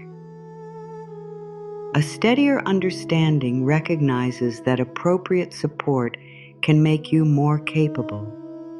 You do not become less intelligent when you seek expertise. You do not become less disciplined when you use a tool that makes a task more manageable. You do not become less worthy because another person contributes. The seed still carries its own life while the wind carries its movement. Both truths exist together. This balance matters in practical matters. Affirmations walk beside action. They do not replace reviewing, planning, budgeting, asking, learning, comparing, or seeking qualified guidance. They can help you approach those actions with less shame. They can help you remain present long enough to understand what needs attention. They can help you stop interpreting a request for assistance as proof that you have failed. A calmer inner voice may make it easier to face a difficult fact. It may help you say, "I need more information." It may help you admit, "This plan is no longer working." It may help you ask, "Who has the knowledge I do not yet have?" These are not signs of defeat. They are signs that dignity has become more important than appearance. Appearance says you must look as though everything is under control. Dignity says you deserve support while you regain clarity. Appearance says you should never reveal uncertainty. Dignity says honesty is safer than pretending. Appearance says needing help lowers your value. Dignity says value is not measured by how much difficulty you can hide. You may have survived by appearing capable. That skill may have protected you in environments where vulnerability was not treated kindly. You may have learned to prepare silently, solve privately, and share only after the crisis had passed. There is wisdom in knowing where it is safe to be open. Not every person has earned access to your uncertainty. Discernment remains important. Yet complete self-containment can become another form of fear. It can prevent trustworthy people from knowing how to support you. It can leave you overburdened while others assume you prefer doing everything alone. It can make connection feel available only when you are strong enough not to need it. You are permitted to choose your support carefully. You are permitted to ask clear questions. You are permitted to accept support without handing over your power. The guilt that follows being helped often comes from an old expectation that every benefit must be paid for through discomfort. If something was easy, it feels suspicious. If someone was generous, it feels dangerous. If an opportunity arrived through connection, you may question whether you truly earned it. If a task became lighter, you may add more work to restore the your weight. The mind may believe that strain proves legitimacy. It may not trust anything that does not hurt enough. This is one reason people can recreate difficulty after conditions improve. The difficulty feels known. Ease asks for a new identity. You may know who you are when you are enduring. You may be less certain who you are when you are supported. The one who endures has a clear role. Stay strong. Expect little. Keep going. Do not complain. The one who is supported must learn something less familiar. Stay present. Accept what is freely offered.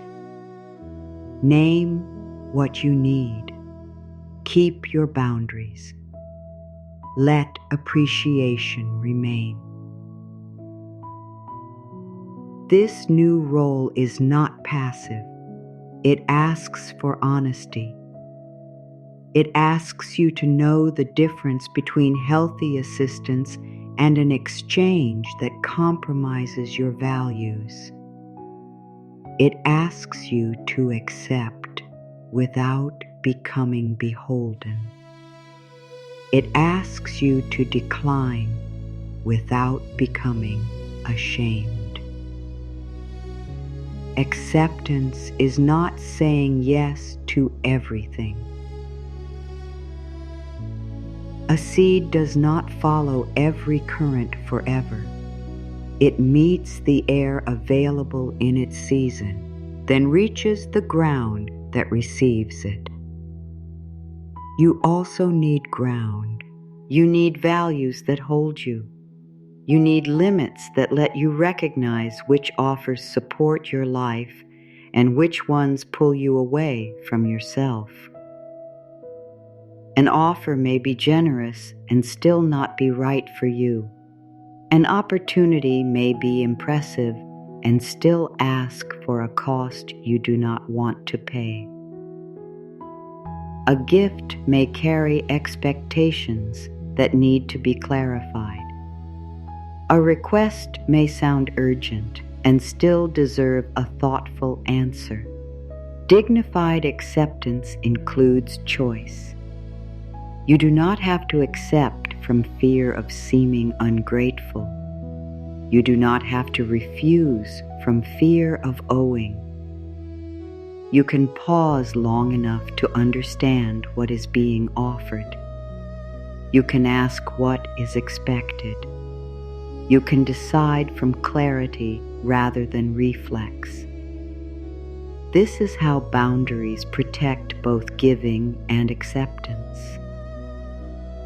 A boundary gives generosity an honest shape. Without boundaries, giving becomes resentment. Without boundaries, acceptance becomes anxiety. With boundaries, an exchange can breathe. You know what you are offering. You know what you are accepting. You know where your responsibility ends. The mind that was raised around unspoken expectations may find this difficult. It may assume that every kindness contains a hidden agreement. It may wait for the request that will come later. Sometimes that concern is based on experience. Some people do use generosity to create leverage. You do not need to deny that. You can become more discerning without closing every door. You can observe consistency. You can listen to how someone responds when you say no. You can see whether they respect your limits. You can let trust grow through evidence rather than demand that it appear instantly. Accepting safely does not require innocence. It requires awareness. You are not asked to believe that every current will carry you well. You are learning that the existence of difficult currents does not matter. Key, all movement, dangerous. This is the middle path between blind trust and permanent refusal. You can let support prove itself. You can remain awake to the facts. You can accept what aligns. You can decline what does not. You can change your mind when new information arrives. That freedom belongs to you. There may also be guilt around having more ease than someone you love. You may feel that enjoying your own stability is a betrayal of people who are struggling. You may reduce yourself to remain emotionally close to them. You may hide progress. You may apologize for good news. You may believe that becoming more secure creates distance from your roots. Love can become confused with sameness. Yet your suffering does not remove another person's suffering. Your exhaustion does not become a gift to them. Your refusal to grow does not create their safety. You can care without recreating their hardship inside your own life. You can remain compassionate without abandoning what is becoming possible for you. The seed that travels farther does not insult the branch it left. It carries the life of the tree forward. Your growth can honor where you came from without repeating every limitation that existed there. You can remember the hard seasons. You can remain generous within healthy limits. You can share knowledge. You can offer appropriate help. You can advocate for systems and relationships that are fairer. You can do these things from steadiness rather than guilt. Guilt is not the same as conscience. Conscience helps you examine whether your actions match your values. Guilt often continues after you have done nothing wrong. Conscience may say, "Be honest." Guilt says, "Do not enjoy anything." Conscience may say, "Consider the effect on others." Guilt says, "Erase yourself so no one feels uncomfortable." Conscience supports repair. Guilt can demand endless payment. You are permitted to retire the payment that has no honest debt behind it. You can keep your integrity. You can keep your compassion. You can stop using discomfort as proof that you are good. This retirement may feel strange. When guilt has supervised your choices for years, freedom can initially feel irresponsible. You may need to check the facts. Have you acted unfairly? Have you broken an agreement? Have you ignored a responsibility? If so, choose repair. If not, The feeling may be an old tax arriving after a healthy choice. You do not have to pay it. You can recognize it. You can let it pass through without building a case against yourself. You may say, "This discomfort is familiar, but it is not evidence of wrongdoing." You may say, "I can care about others without refusing care for myself." You may say, "A fair exchange does not require apology." These sentences are not excuses, they are corrections. They return the mind to proportion. Proportion is important because fear enlarges everything. One request becomes a threat to belonging. One purchase becomes proof of irresponsibility. One boundary becomes a prediction of abandonment. One opportunity becomes a test of your entire worth.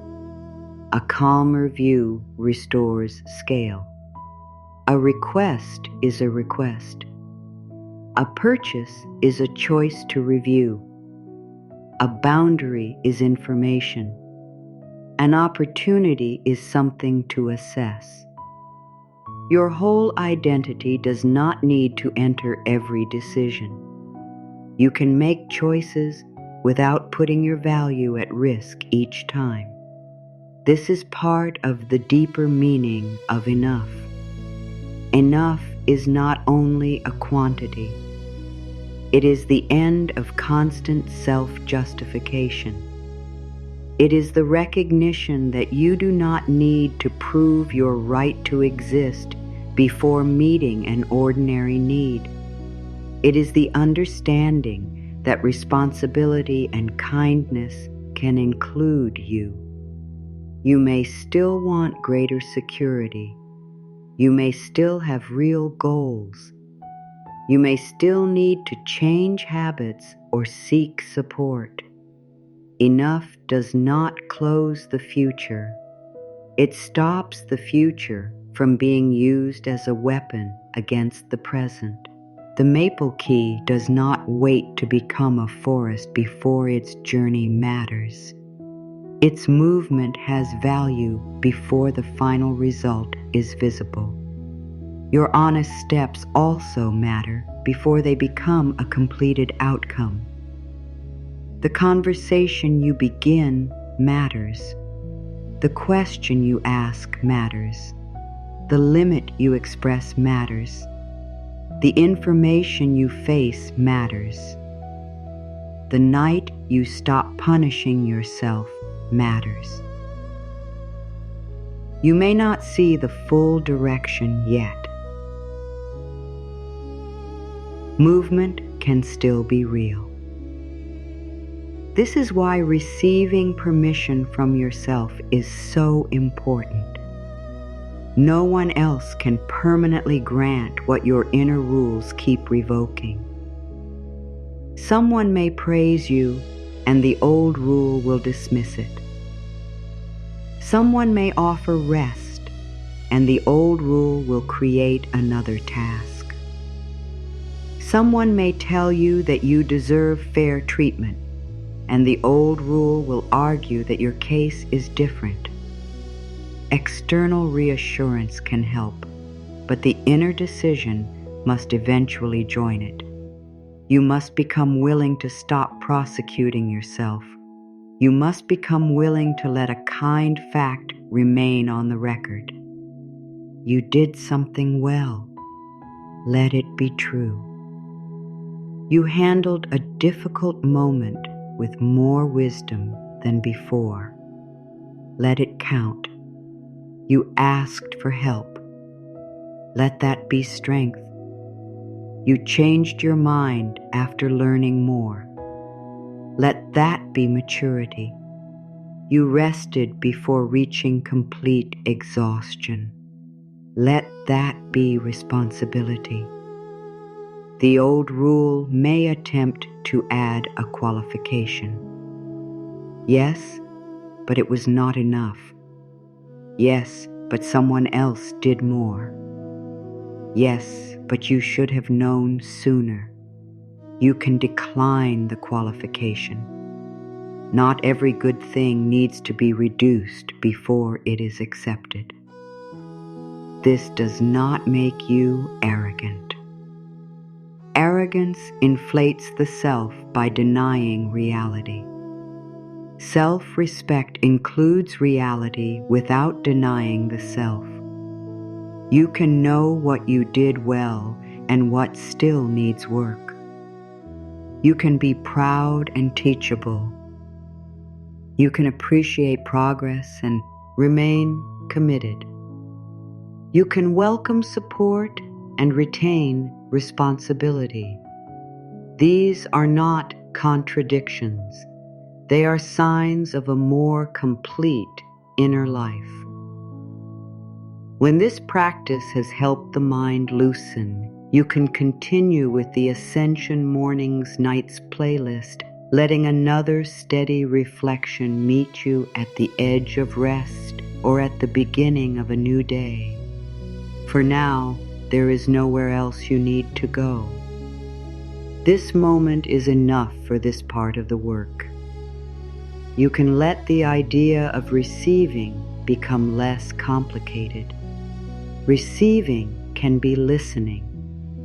Receiving can be accepting a compliment without correcting it. Receiving can be letting someone complete the task they offered to do. Receiving can be taking in useful guidance.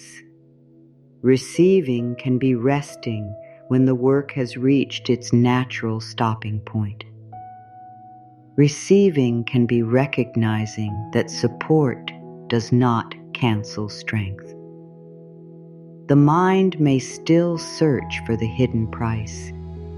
You can meet that search with discernment rather than fear. Ask what is true.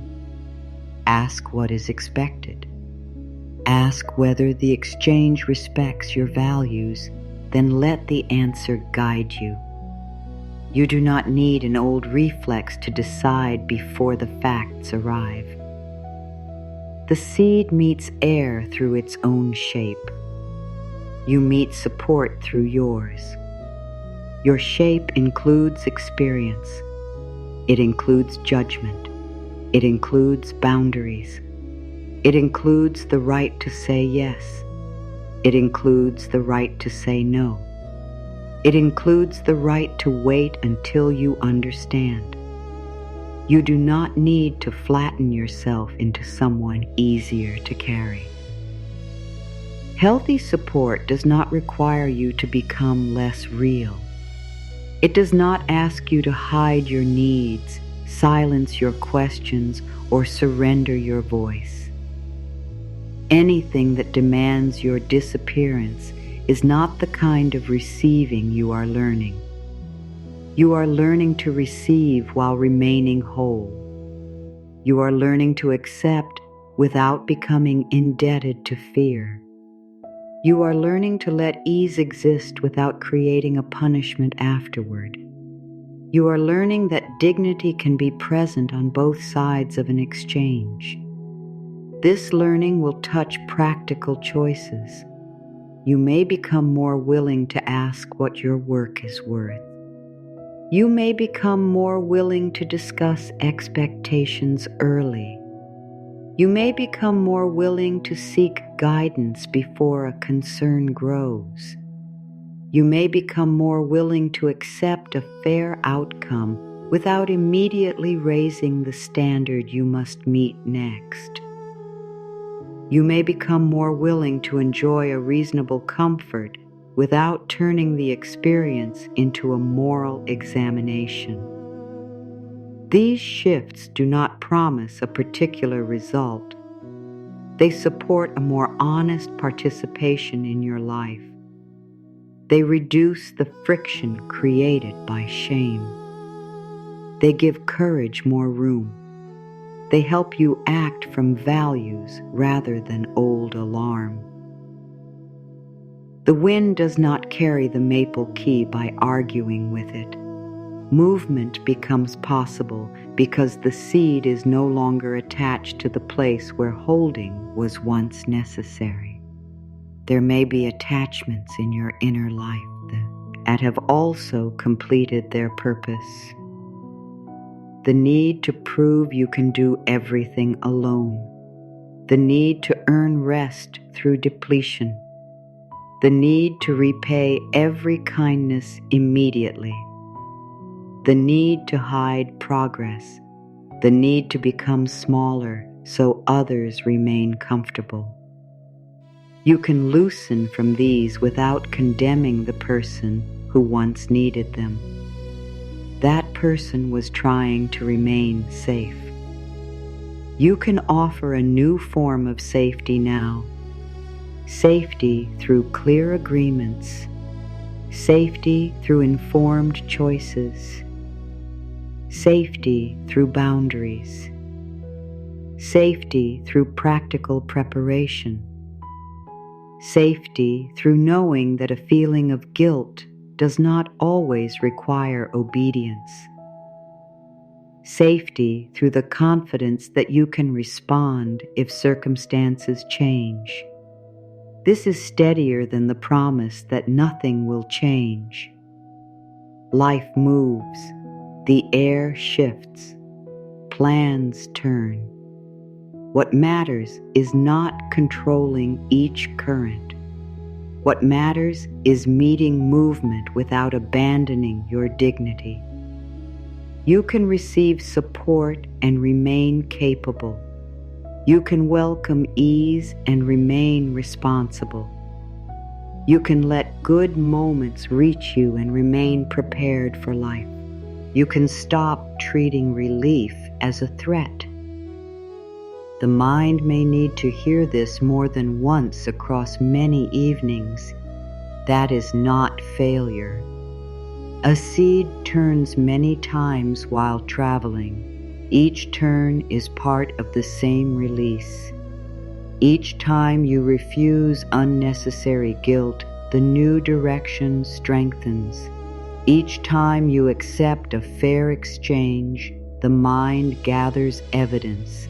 Each time you let rest remain unpunished, the body learns that stillness can be safe.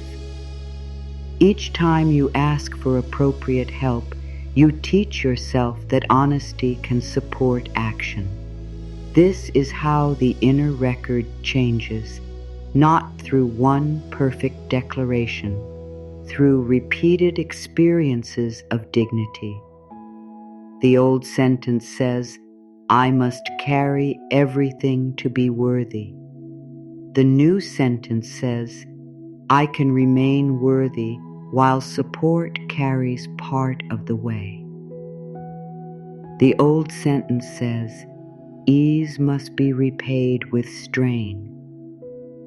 The new sentence says, "I can meet ease with gratitude and wisdom." The old sentence says, "Receiving puts me in danger." The new sentence says, "I can receive with boundaries and remain free." You do not have to force full agreement. Let the new sentences glide past the old resistance. Let them travel farther than argument could throw them. The air can carry what strain cannot. Your task is not to push every truth into belief tonight. Your task is to stop gripping the branch of the old rule as though release were betrayal. The life within you knows how to continue. You can let support take part. You can let rest take part. You can let calm take part. You can keep your dignity. You can release the guilt. You can let the next turn come. You have carried enough for one day, not because every task is complete, not because every question has an answer, not because every concern has disappeared. You have carried enough because the day has reached its natural edge, there is a difference between stopping and giving up. Stopping recognizes the limit of this hour. Giving up abandons what matters. You are not abandoning anything. You are choosing not to keep the mind working after its work has stopped being useful. The branch has held what it could hold. The seed has formed. The air is present. The next movement does not require more gripping. You may still feel the impulse to review. You may still hear the thought that one more calculation, one more check, one more imagined conversation could create certainty. Let that impulse be seen without being followed. You do not have to obey every return of the old pattern. You can recognize it as the habit of holding. The habit may be strong. Your response can still be different. You can say, "This has been considered." You can say, "The next step belongs to another hour." You can say, "My mind is not required to carry this through sleep." The sentence may feel new. Let it remain new. Everything trustworthy was once unfamiliar. The first release may not feel peaceful. It may feel exposed. The mind may interpret the absence of strain as the absence of protection. Stay with the distinction. Strain is not the same as care. Exhaustion is not the same as preparation. Repetition is not the same as clarity. You can care and become quiet. You can prepare and stop. You can remember without rehearsing. The maple key does not lose its direction because it is turning. Its movement looks uncertain when viewed one instant at a time. One turn leans left, another turn leans right. The whole journey is wider than a single turn. Your life is also wider than this evening's concern. A difficult moment is real. It is not the whole direction. An unfinished responsibility matters. It is not the whole record. One season may feel narrow. It is not the final measure of what is possible. The old mind takes one moment and stretches it across the future. A delay becomes permanent. A setback becomes identity.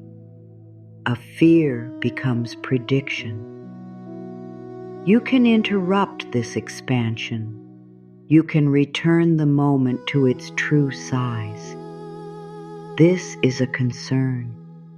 It is not everything. This is uncertain. It is not hopeless. This needs attention. It does not need punishment. This is still developing. It is not proof of failure. The language of enough restores proportion. It does not pretend there is more than there is. It does not pretend the path is easier than it is. It does not demand that you feel grateful for every difficulty. It says that what is here can be met without turning yourself into an enemy. You can work with facts. You cannot work well with condemnation. Facts can be reviewed. Facts can be organized. Facts can be discussed. Facts can lead to support. Condemnation only narrows your ability to respond. Tonight, you can leave condemnation behind. It has no useful task in the next hours. If a practical concern remains, it can be placed where the next day can meet it. If a question deserves guidance, it can be carried to someone qualified. If a decision requires time, time can be part of the decision. You do not have to force a landing before the air has completed its part. The seed does not know the ground through worry. It meets the ground through movement. You do not know tomorrow through rehearsal. You meet tomorrow by arriving in it. You can arrive with more strength than fear would leave you. Rest supports that arrival. Rest is not separate from responsible living. It belongs inside it. A mind without rest sees fewer choices. A body without rest has less patience. An exhausted inner voice becomes more severe. The next day does not benefit from your depletion. It benefits from your presence. This is the kind of preparation you can choose now, not pressure, presence, not prediction, readiness, not punishment, respect. You can let these truths move through you without needing to hold each one. The air does not keep the seed in one place while carrying it. It lets movement continue. You can let each sentence arrive and move on. There is no test. There is no perfect state to reach. There is only the next release. A thought appears. You see it. You decide whether it carries useful information. If it does, you can remember that useful part. If it does not, you do not have to build a home for it. The thought can pass. Another may come. It can pass too. Your mind is not failing when thoughts return. It is learning that return does not require attachment. This is a quieter form of strength. The strength to remain without grabbing. The strength to care without tightening. The strength to let an old fear move through without making it the final voice. You have already practiced the opposite. You know how to hold. You know how to endure. You know how to keep going when the way is unclear. Those capacities remain. You are adding another. You are adding the capacity to release. Release does not erase discipline. It gives discipline a boundary. It tells effort when the day is finished. It tells vigilance when there is no emergency. It tells guilt when there is no honest debt. It tells the mind when enough has been done for now. You may feel that word for now. It does not mean forever. It does not mean never return. It means the concern does not own every hour. A task can wait until the time suited to it. A conversation can wait until both people are awake. A plan can wait until more information exists.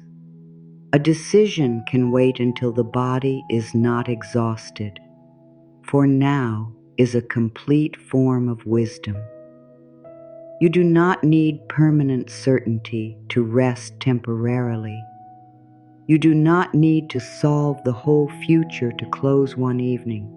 You do not need to feel fearless to stop feeding fear. The seed leaves the branch without knowing every current. It carries what it has become. You carry what you have learned. You carry experience. You carry questions worth asking. You carry the ability to revise. You carry the right to seek support. You carry more than the frightened mind remembers. Let the following sentences become a rain of steadier inner language. Do not force them to feel true. Let them be heard. Let them settle where they can.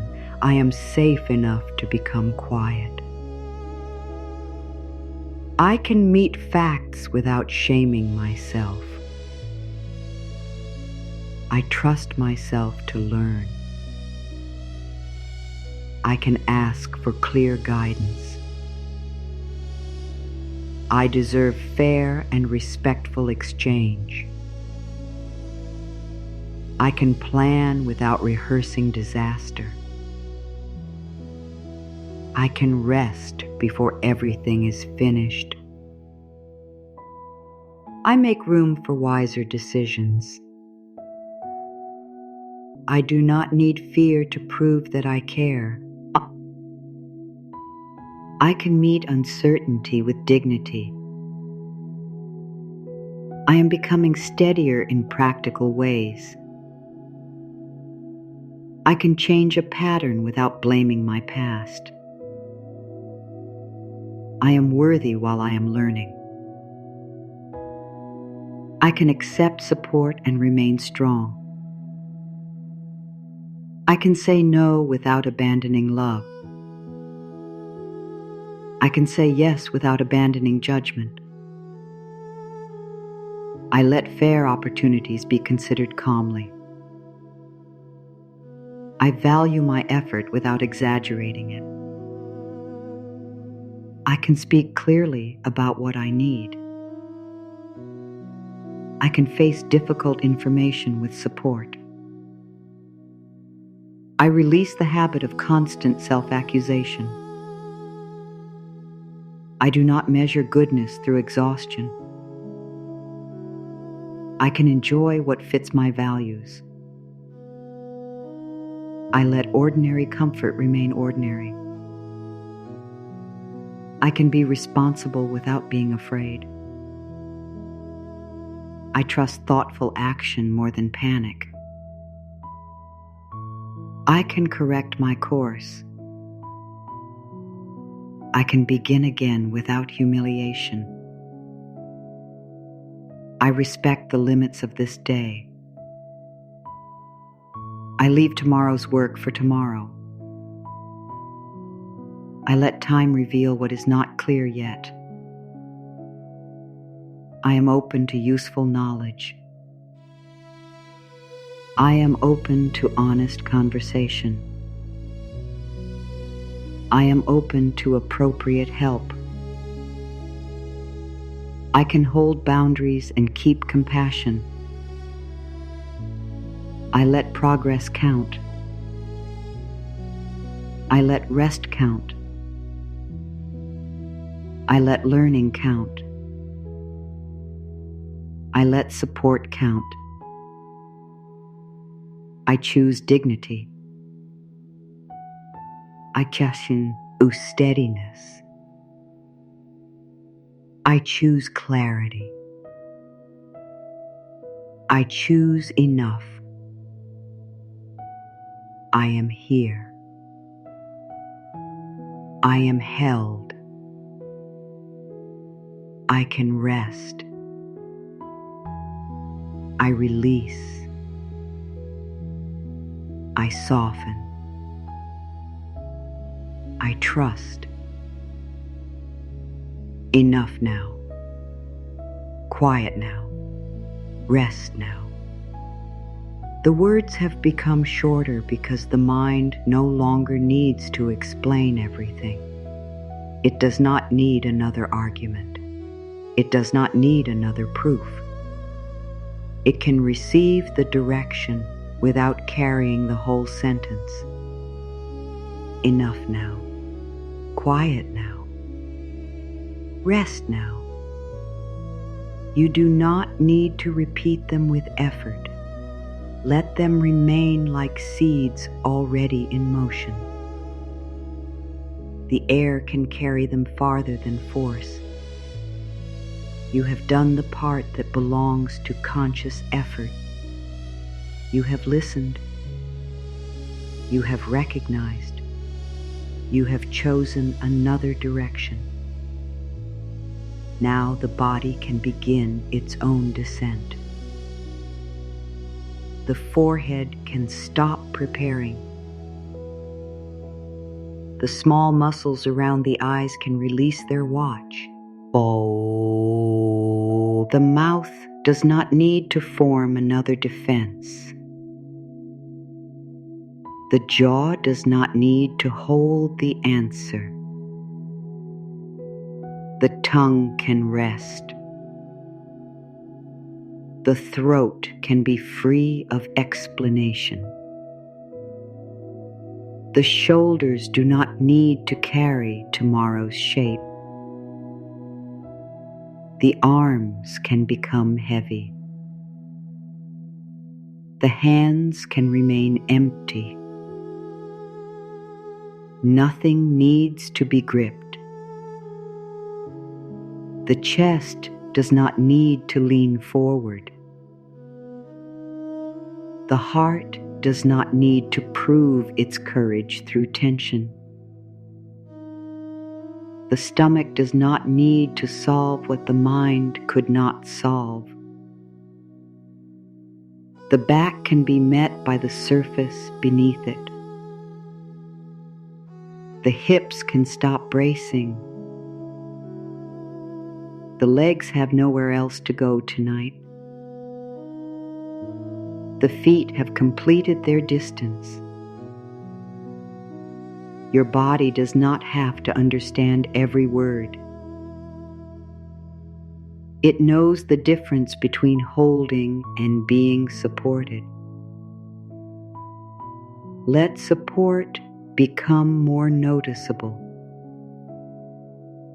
The surface beneath you is doing its part.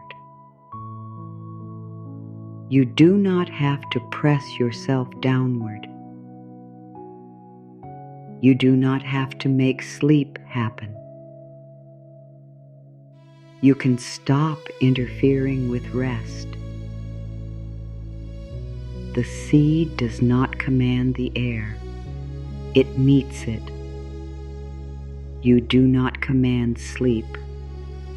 You meet the conditions in which sleep can come. Less effort. Less holding. Less review. The room can remain as it is. The night does not need improvement. You do not need improvement before resting in it. This body is permitted to stop. This mind is permitted to become less clear. The edges of thought can soften. A sentence may begin and not finish. An image may appear and move away. A concern may return without being reopened. You can let it pass unfinished. Not every thought deserves a conclusion. Not every memory needs interpretation. Not every possibility needs preparation. The night can hold incompleteness. You can be unfinished and still be at peace. You can be becoming and still be worthy of rest. You can have questions and still sleep. The air moves without asking the seed to remain awake. Movement continues outside your awareness. Time continues. Life continues. Tomorrow approaches without your supervision. You do not have to watch it arrive. Go. Your awareness can narrow. The room. The surface beneath you. The weight of your hands. The quiet between thoughts. Nothing more is required. The old alarm may test the silence. It may bring one last concern forward. Meet it without alarm. You know this pattern. You do not need to fight it. You can say, "Not now." 2 small words can be enough. Not now. The concern is not being denied. It is being given a boundary. Not now. The mind may ask when the time is suited to action, when there is light, when you have rested, when information can be used. Not now is not neglect. It is timing. The branch held the seed until holding was complete. Then release became the right action. This hour is asking for release. Let the day be complete enough. Let the effort be complete enough. Let the understanding be complete enough. You do not need perfect closure. You need permission to stop. That permission can come from you. You can stop reviewing. You can stop defending. You can stop forecasting.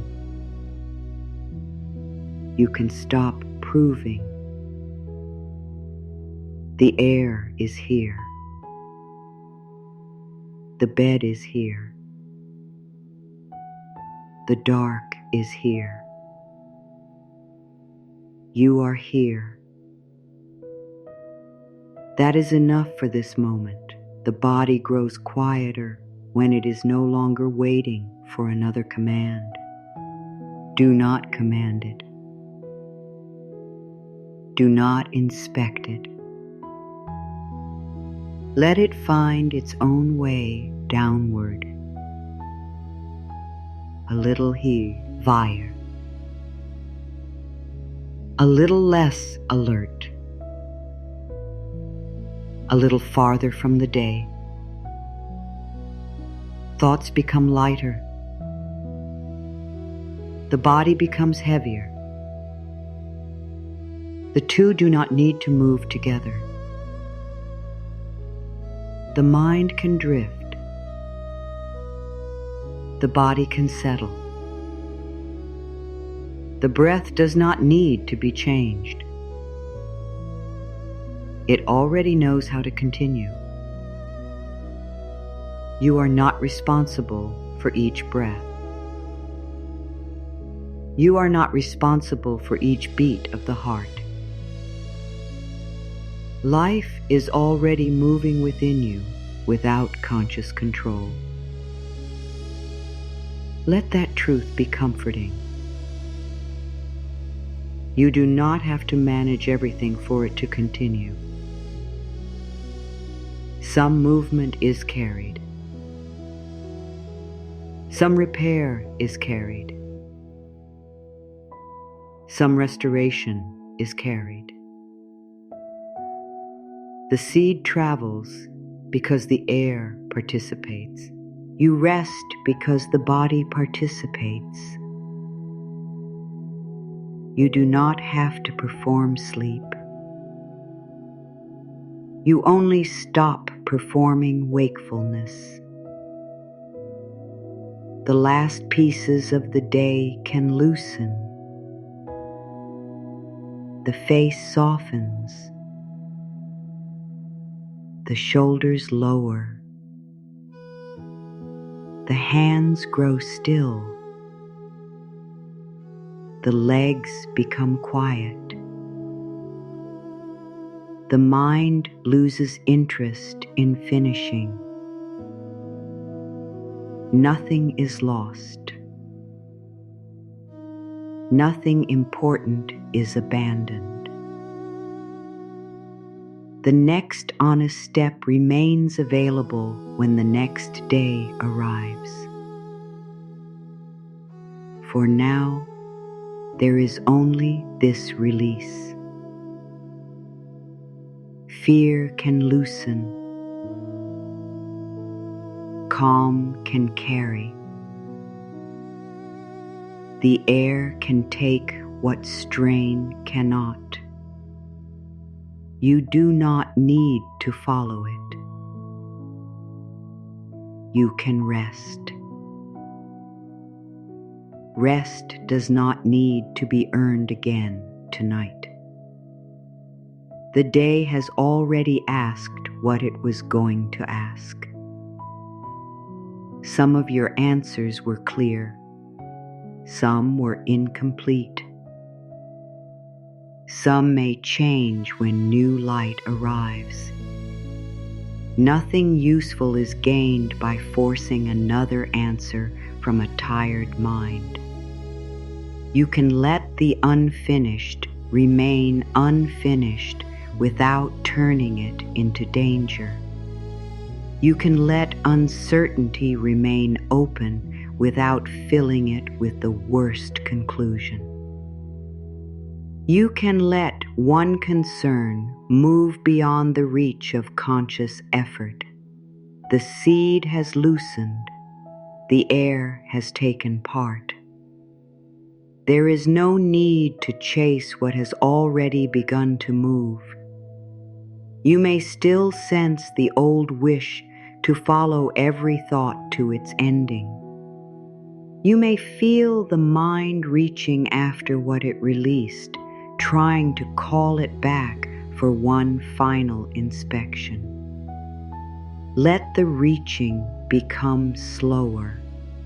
Let the thought travel farther than your attention. It does not need to be retrieved. A thought can leave without being solved. A question can remain without becoming a threat. A task can wait without becoming a verdict. You have not failed because the day contains an open edge. Every life contains open edges. Every plan contains unknown ground. Every careful person reaches the limit of what can be prepared. Wisdom knows when to continue. Wisdom also knows when continuing has become circling. You are leaving the circle now, not through force, through completion. This day has reached enough. Your effort has reached enough. Your attention has reached enough. The body has been waiting for the mind to accept this. It has been waiting beneath the reviewing, beneath the calculations, beneath the remembered words, beneath the urge to secure tomorrow before sleep. The body has known that the branch cannot hold forever. It has known that release is part of the design. You can trust this older wisdom within you, the wisdom that lowers the eyelids, the wisdom that slows the need to respond, the wisdom that draws awareness away from the outer world, the wisdom that continues without instruction. You do not need to supervise restoration. You do not need to approve each stage. You do not need to know the moment when wakefulness becomes sleep. The transition can happen beyond your management. This is one more place where control can rest. The seed does not direct each turn. Its small wing meets the current. Your body also knows how to meet the current of night.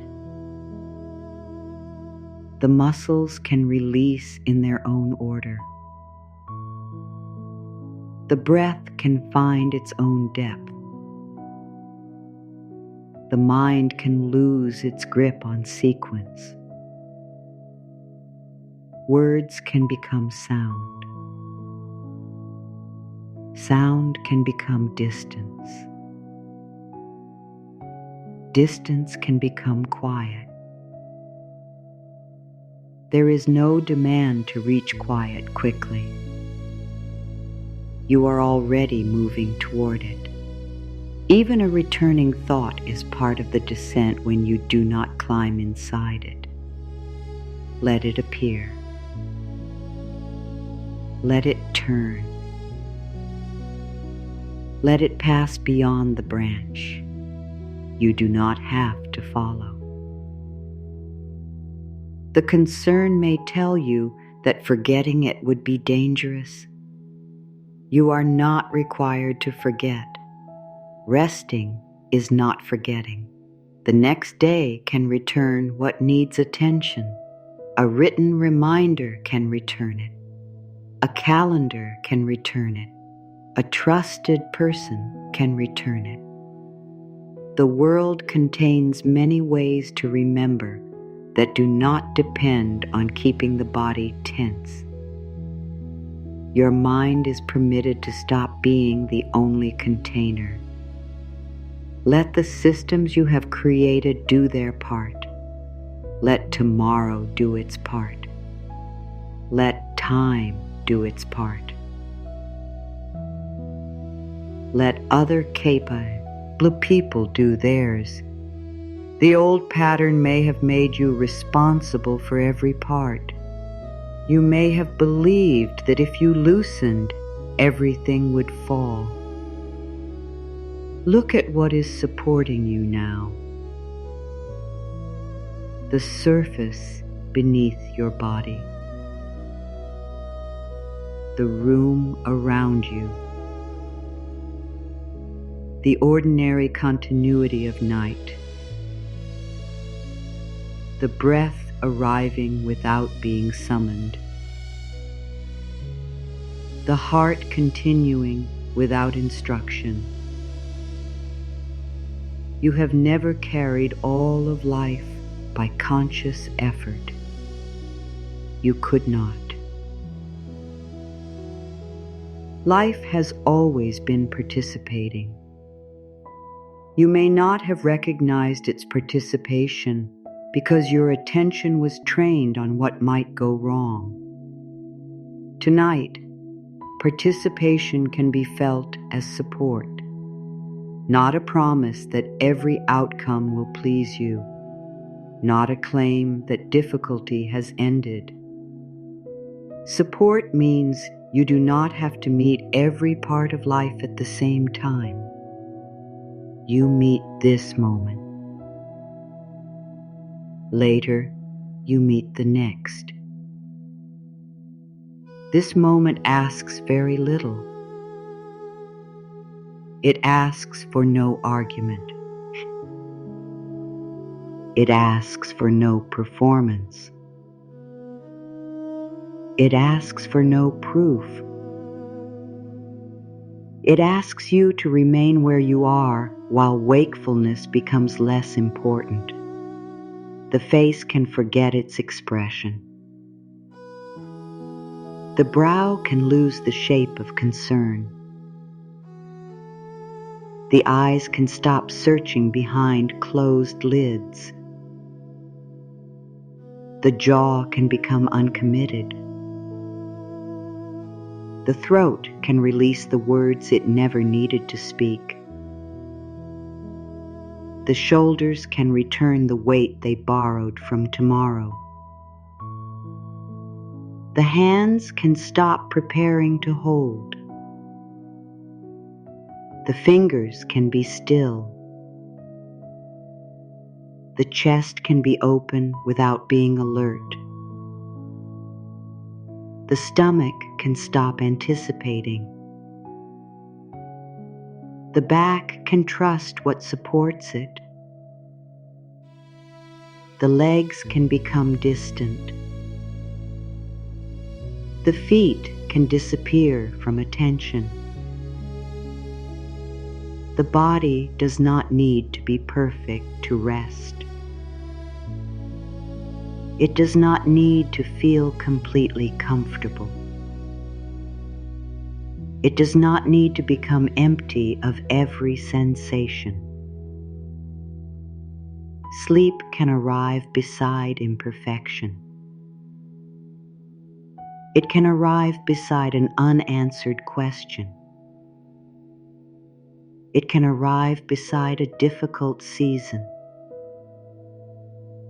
It can arrive while healing remains in progress. You do not need to become someone else before the night can carry you. You are permitted to be exactly this human. Tired. Learning. Responsible. Imperfect. Still worthy of rest. A new inner sentence has been placed into the evening. It does not need more repetition through strain. It has been heard. It has entered the record. It can travel now. I release fear. Calm carries tomorrow forward. The words can become lighter. Release fear. Calm carries. Tomorrow moves. You remain here. No chasing. No proving. No forecasting. No inner trial. The seed turns once, then again, then farther away. You cannot see where every current leads. You do not need to. The teaching was never that you should become careless. It was that care does not require constant gripping. You can care with open hands. You can prepare and then stop preparing. You can value the future without spending the whole present inside it. This is the balance you are learning. Your practical life will still ask for choices. Some choices will be easy. Some will require patience. Some will ask you to learn. Some will ask you to seek qualified guidance. Some will ask you to change direction. You will meet them when they are present. You do not have to meet all of them in imagination tonight. Imagined responsibility has no natural ending. Real responsibility has a time, a place, and an action. When there is no action available here, the responsible action is rest. Let that truth be plain. Rest is the action now. Nothing is being avoided. The hour is being honored. You are honoring the mind. by no longer demanding useful work from exhaustion. You are honoring the body by letting support reach it. You are honoring tomorrow by not arriving there depleted from an argument with possibilities. You are honoring your life by recognizing its rhythm. Holding, preparing, releasing, landing, beginning again. The sequence does not need to be rushed. You have reached release. Landing belongs beyond awareness. Beginning belongs beyond sleep. For now, you are between the branch and the ground. Carried, turning, free from the need to direct every movement. The air does not question whether the seed deserves passage. The night does not question whether you deserve rest. Only the old rule asks for more proof. The old rule can remain unanswered. It has spoken enough. You do not need to defeat it. You can let it become irrelevant. A voice loses authority when it is no longer obeyed. A pattern weakens when the usual response does not arrive. Tonight, the usual response was to keep thinking. The new response is to stop. The usual response was to tighten. The new response is to loosen. The usual response was to prepare for every possibility. The new response is to trust the next appropriate step. This is how a deeper record changes. Not through force, through a different ending. The mind learns from endings. It learns whether the day closes with accusation or respect. It learns whether uncertainty is followed by panic or patience. It learns whether effort is followed by more effort or by restoration. Tonight, you are offering another ending, an ending in which you remain worthy, an ending in which the unfinished is not a threat, an ending in which your body is not used as storage for every concern, an ending in which calm is permitted to carry what fear could not solve. This ending does not have to feel dramatic. It can be nearly invisible. A softer jaw, a slower thought, a hand that is no longer clenched, a concern that passes without another review. These are real movements. They are the quiet mechanics of change. You do not need to measure them. Measurement belongs to the waking world. The night can remain unmeasured. You can stop asking whether you are doing this correctly. There is no correct performance of surrender. There is only less interference, less holding, less following, less effort. Let the remaining thoughts become distant maple keys, each one turning away from the branch, each one carried beyond the need for your attention. A task. Turning away. A conversation. Moving farther. a number, losing its sharpness, a memory, passing through the dark. None needs to be caught. None needs to be forced away. The air knows how to make distance. The mind knows how to become dreamlike. Let it happen without inspection.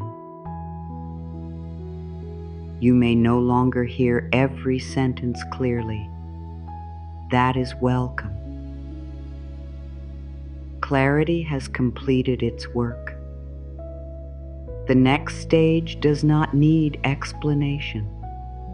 The words can thin. The body can deepen. The room can recede. You are safe enough for less awareness. Safe enough to stop listening closely. Safe enough to let this voice become part of the background. The branch is behind you. The current is beneath you. The ground does not need to be found consciously. The seed does not stay awake to witness its own landing. You do not need to witness sleep arrive. You can disappear into it. Slowly. Naturally. Without effort. There may be one more return of the day. Let it be small. There may be one more urge to check. Let it pass. There may be one more question. It can remain open. The answer does not belong to this darkness. The darkness is not a problem to solve. It is a place where solving can end. Let the shoulders sink farther. Let the hands forget their tasks. Let the tongue rest without forming another sentence. Let the eyes stop trying to see tomorrow. You are not behind. You are not being tested. You are not required to improve this moment. The bed carries the body. The air carries the breath. The night carries the hours. You can be carried too. No debt is created by rest. No worth is lost in stillness. No responsibility is betrayed by sleep. The next day will not ask who worried longest. It will meet the person who arrives. Let that person arrive restored. Let that person arrive with more room inside. Let that person arrive able to look at facts without turning them into identity. Let that person arrive able to ask, able to choose, able to pause before the old reflex, able to take one honest step. That is enough for tomorrow. You do not need to prepare anything more. The future is not requesting another thought. The past is not requesting another trial. This moment is requesting release. Release. Settle. Drift.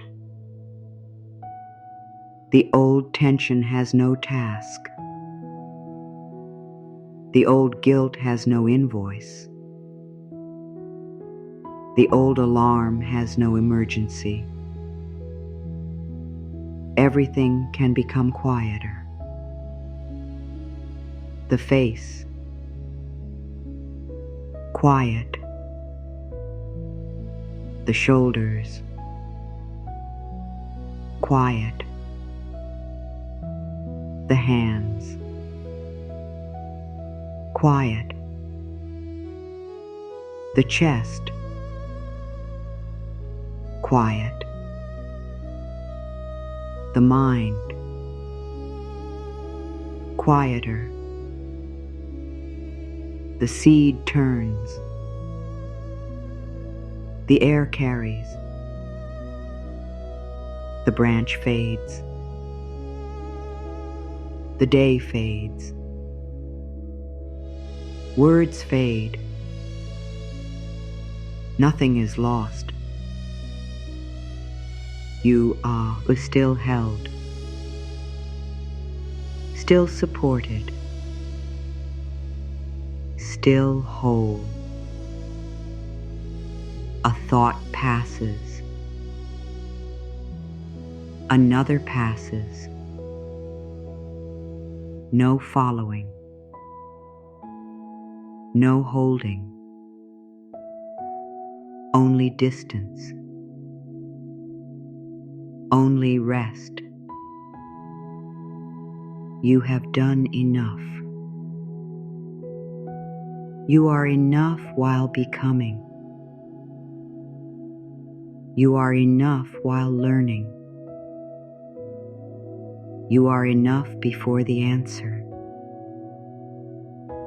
You are enough beyond the result.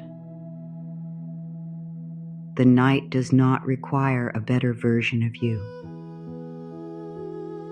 It receives the one who is here.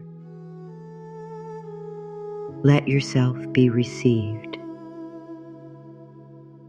No explanation. No repayment. No resistance. The air continues. The body lowers. The mind loosens. The edges soften. The inner room grows dim. You do not need to keep the record open. This day can be filed with mercy. Its effort is known.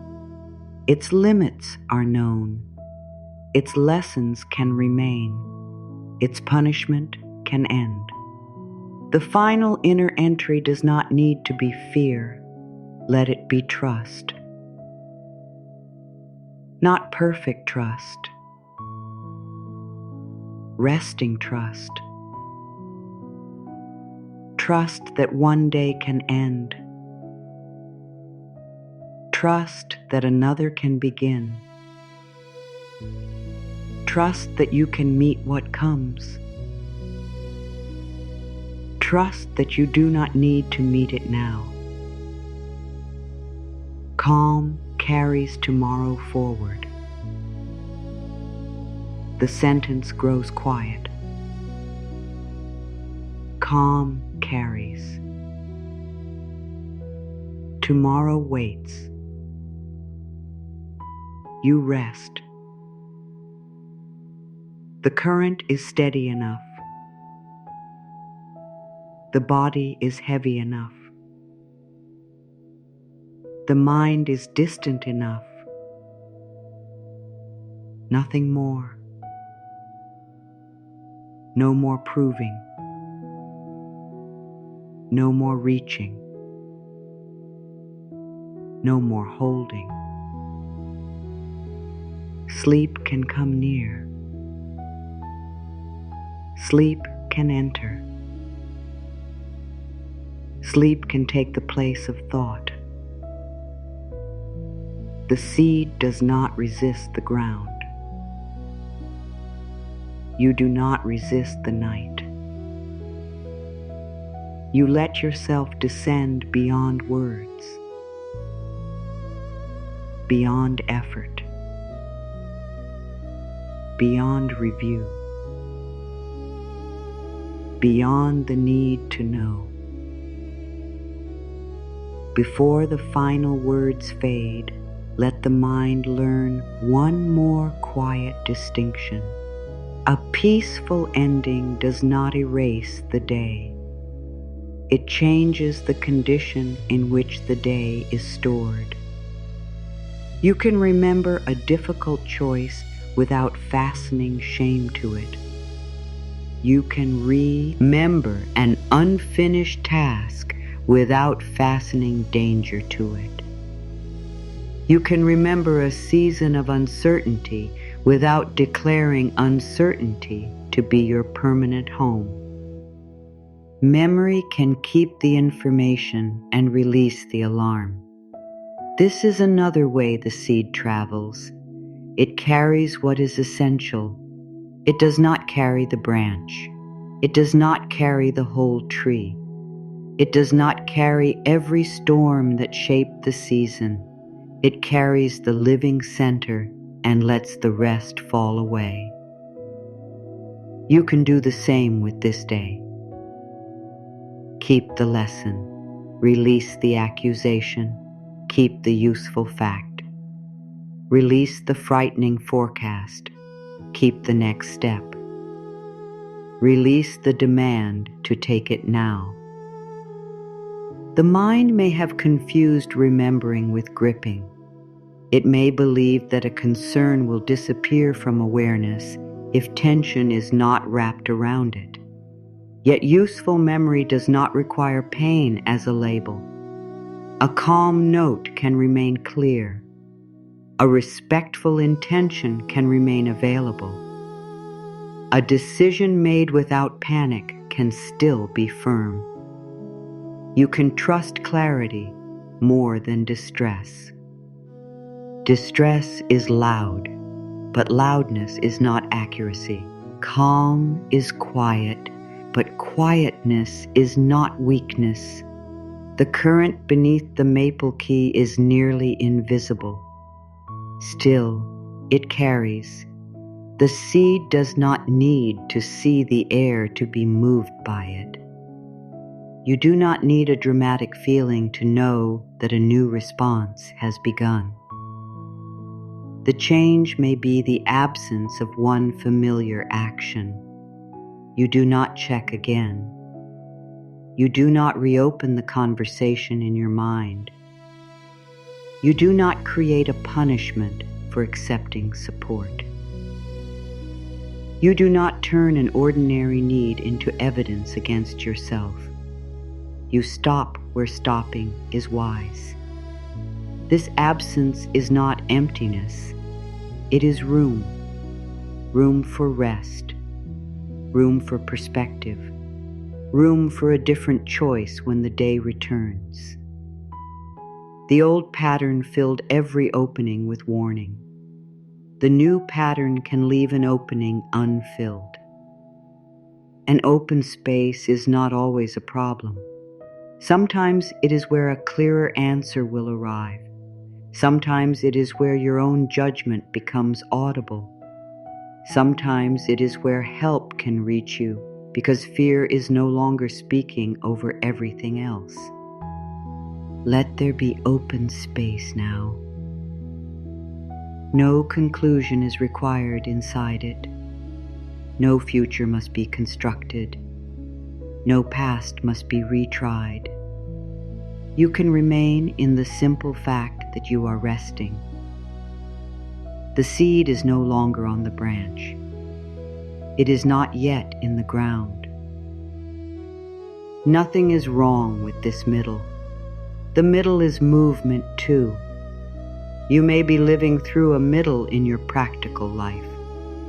A plan has begun but has not matured. A habit is changing but does not yet feel natural. A boundary has been spoken but still feels tender. A new understanding has entered while the older one still knows how to call your name. You do not need to rush this middle into proof. Let it be real without being finished.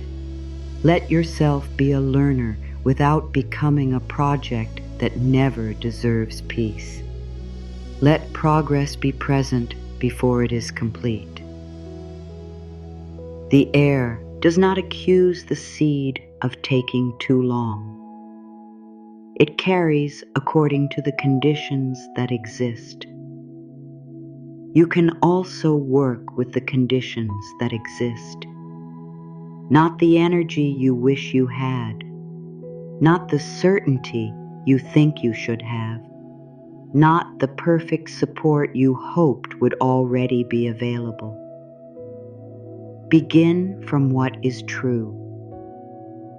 You are tired. The day is over. The next useful action cannot be improved by more nighttime strain. These facts are enough to guide you toward rest. Tomorrow, practical wisdom can return in daylight. You can review what needs review. You can ask what needs asking. You can seek qualified help where the issue calls for knowledge beyond your own. You can make adjustments without treating adjustment as defeat. You can take responsibility without turning responsibility into self-rejection. Nothing in this quiet asks you to ignore reality. It asks you to meet reality at the right time and in a steadier condition. That is respect for the problem. That is also respect for you. The last waking thoughts do not need to be predictions.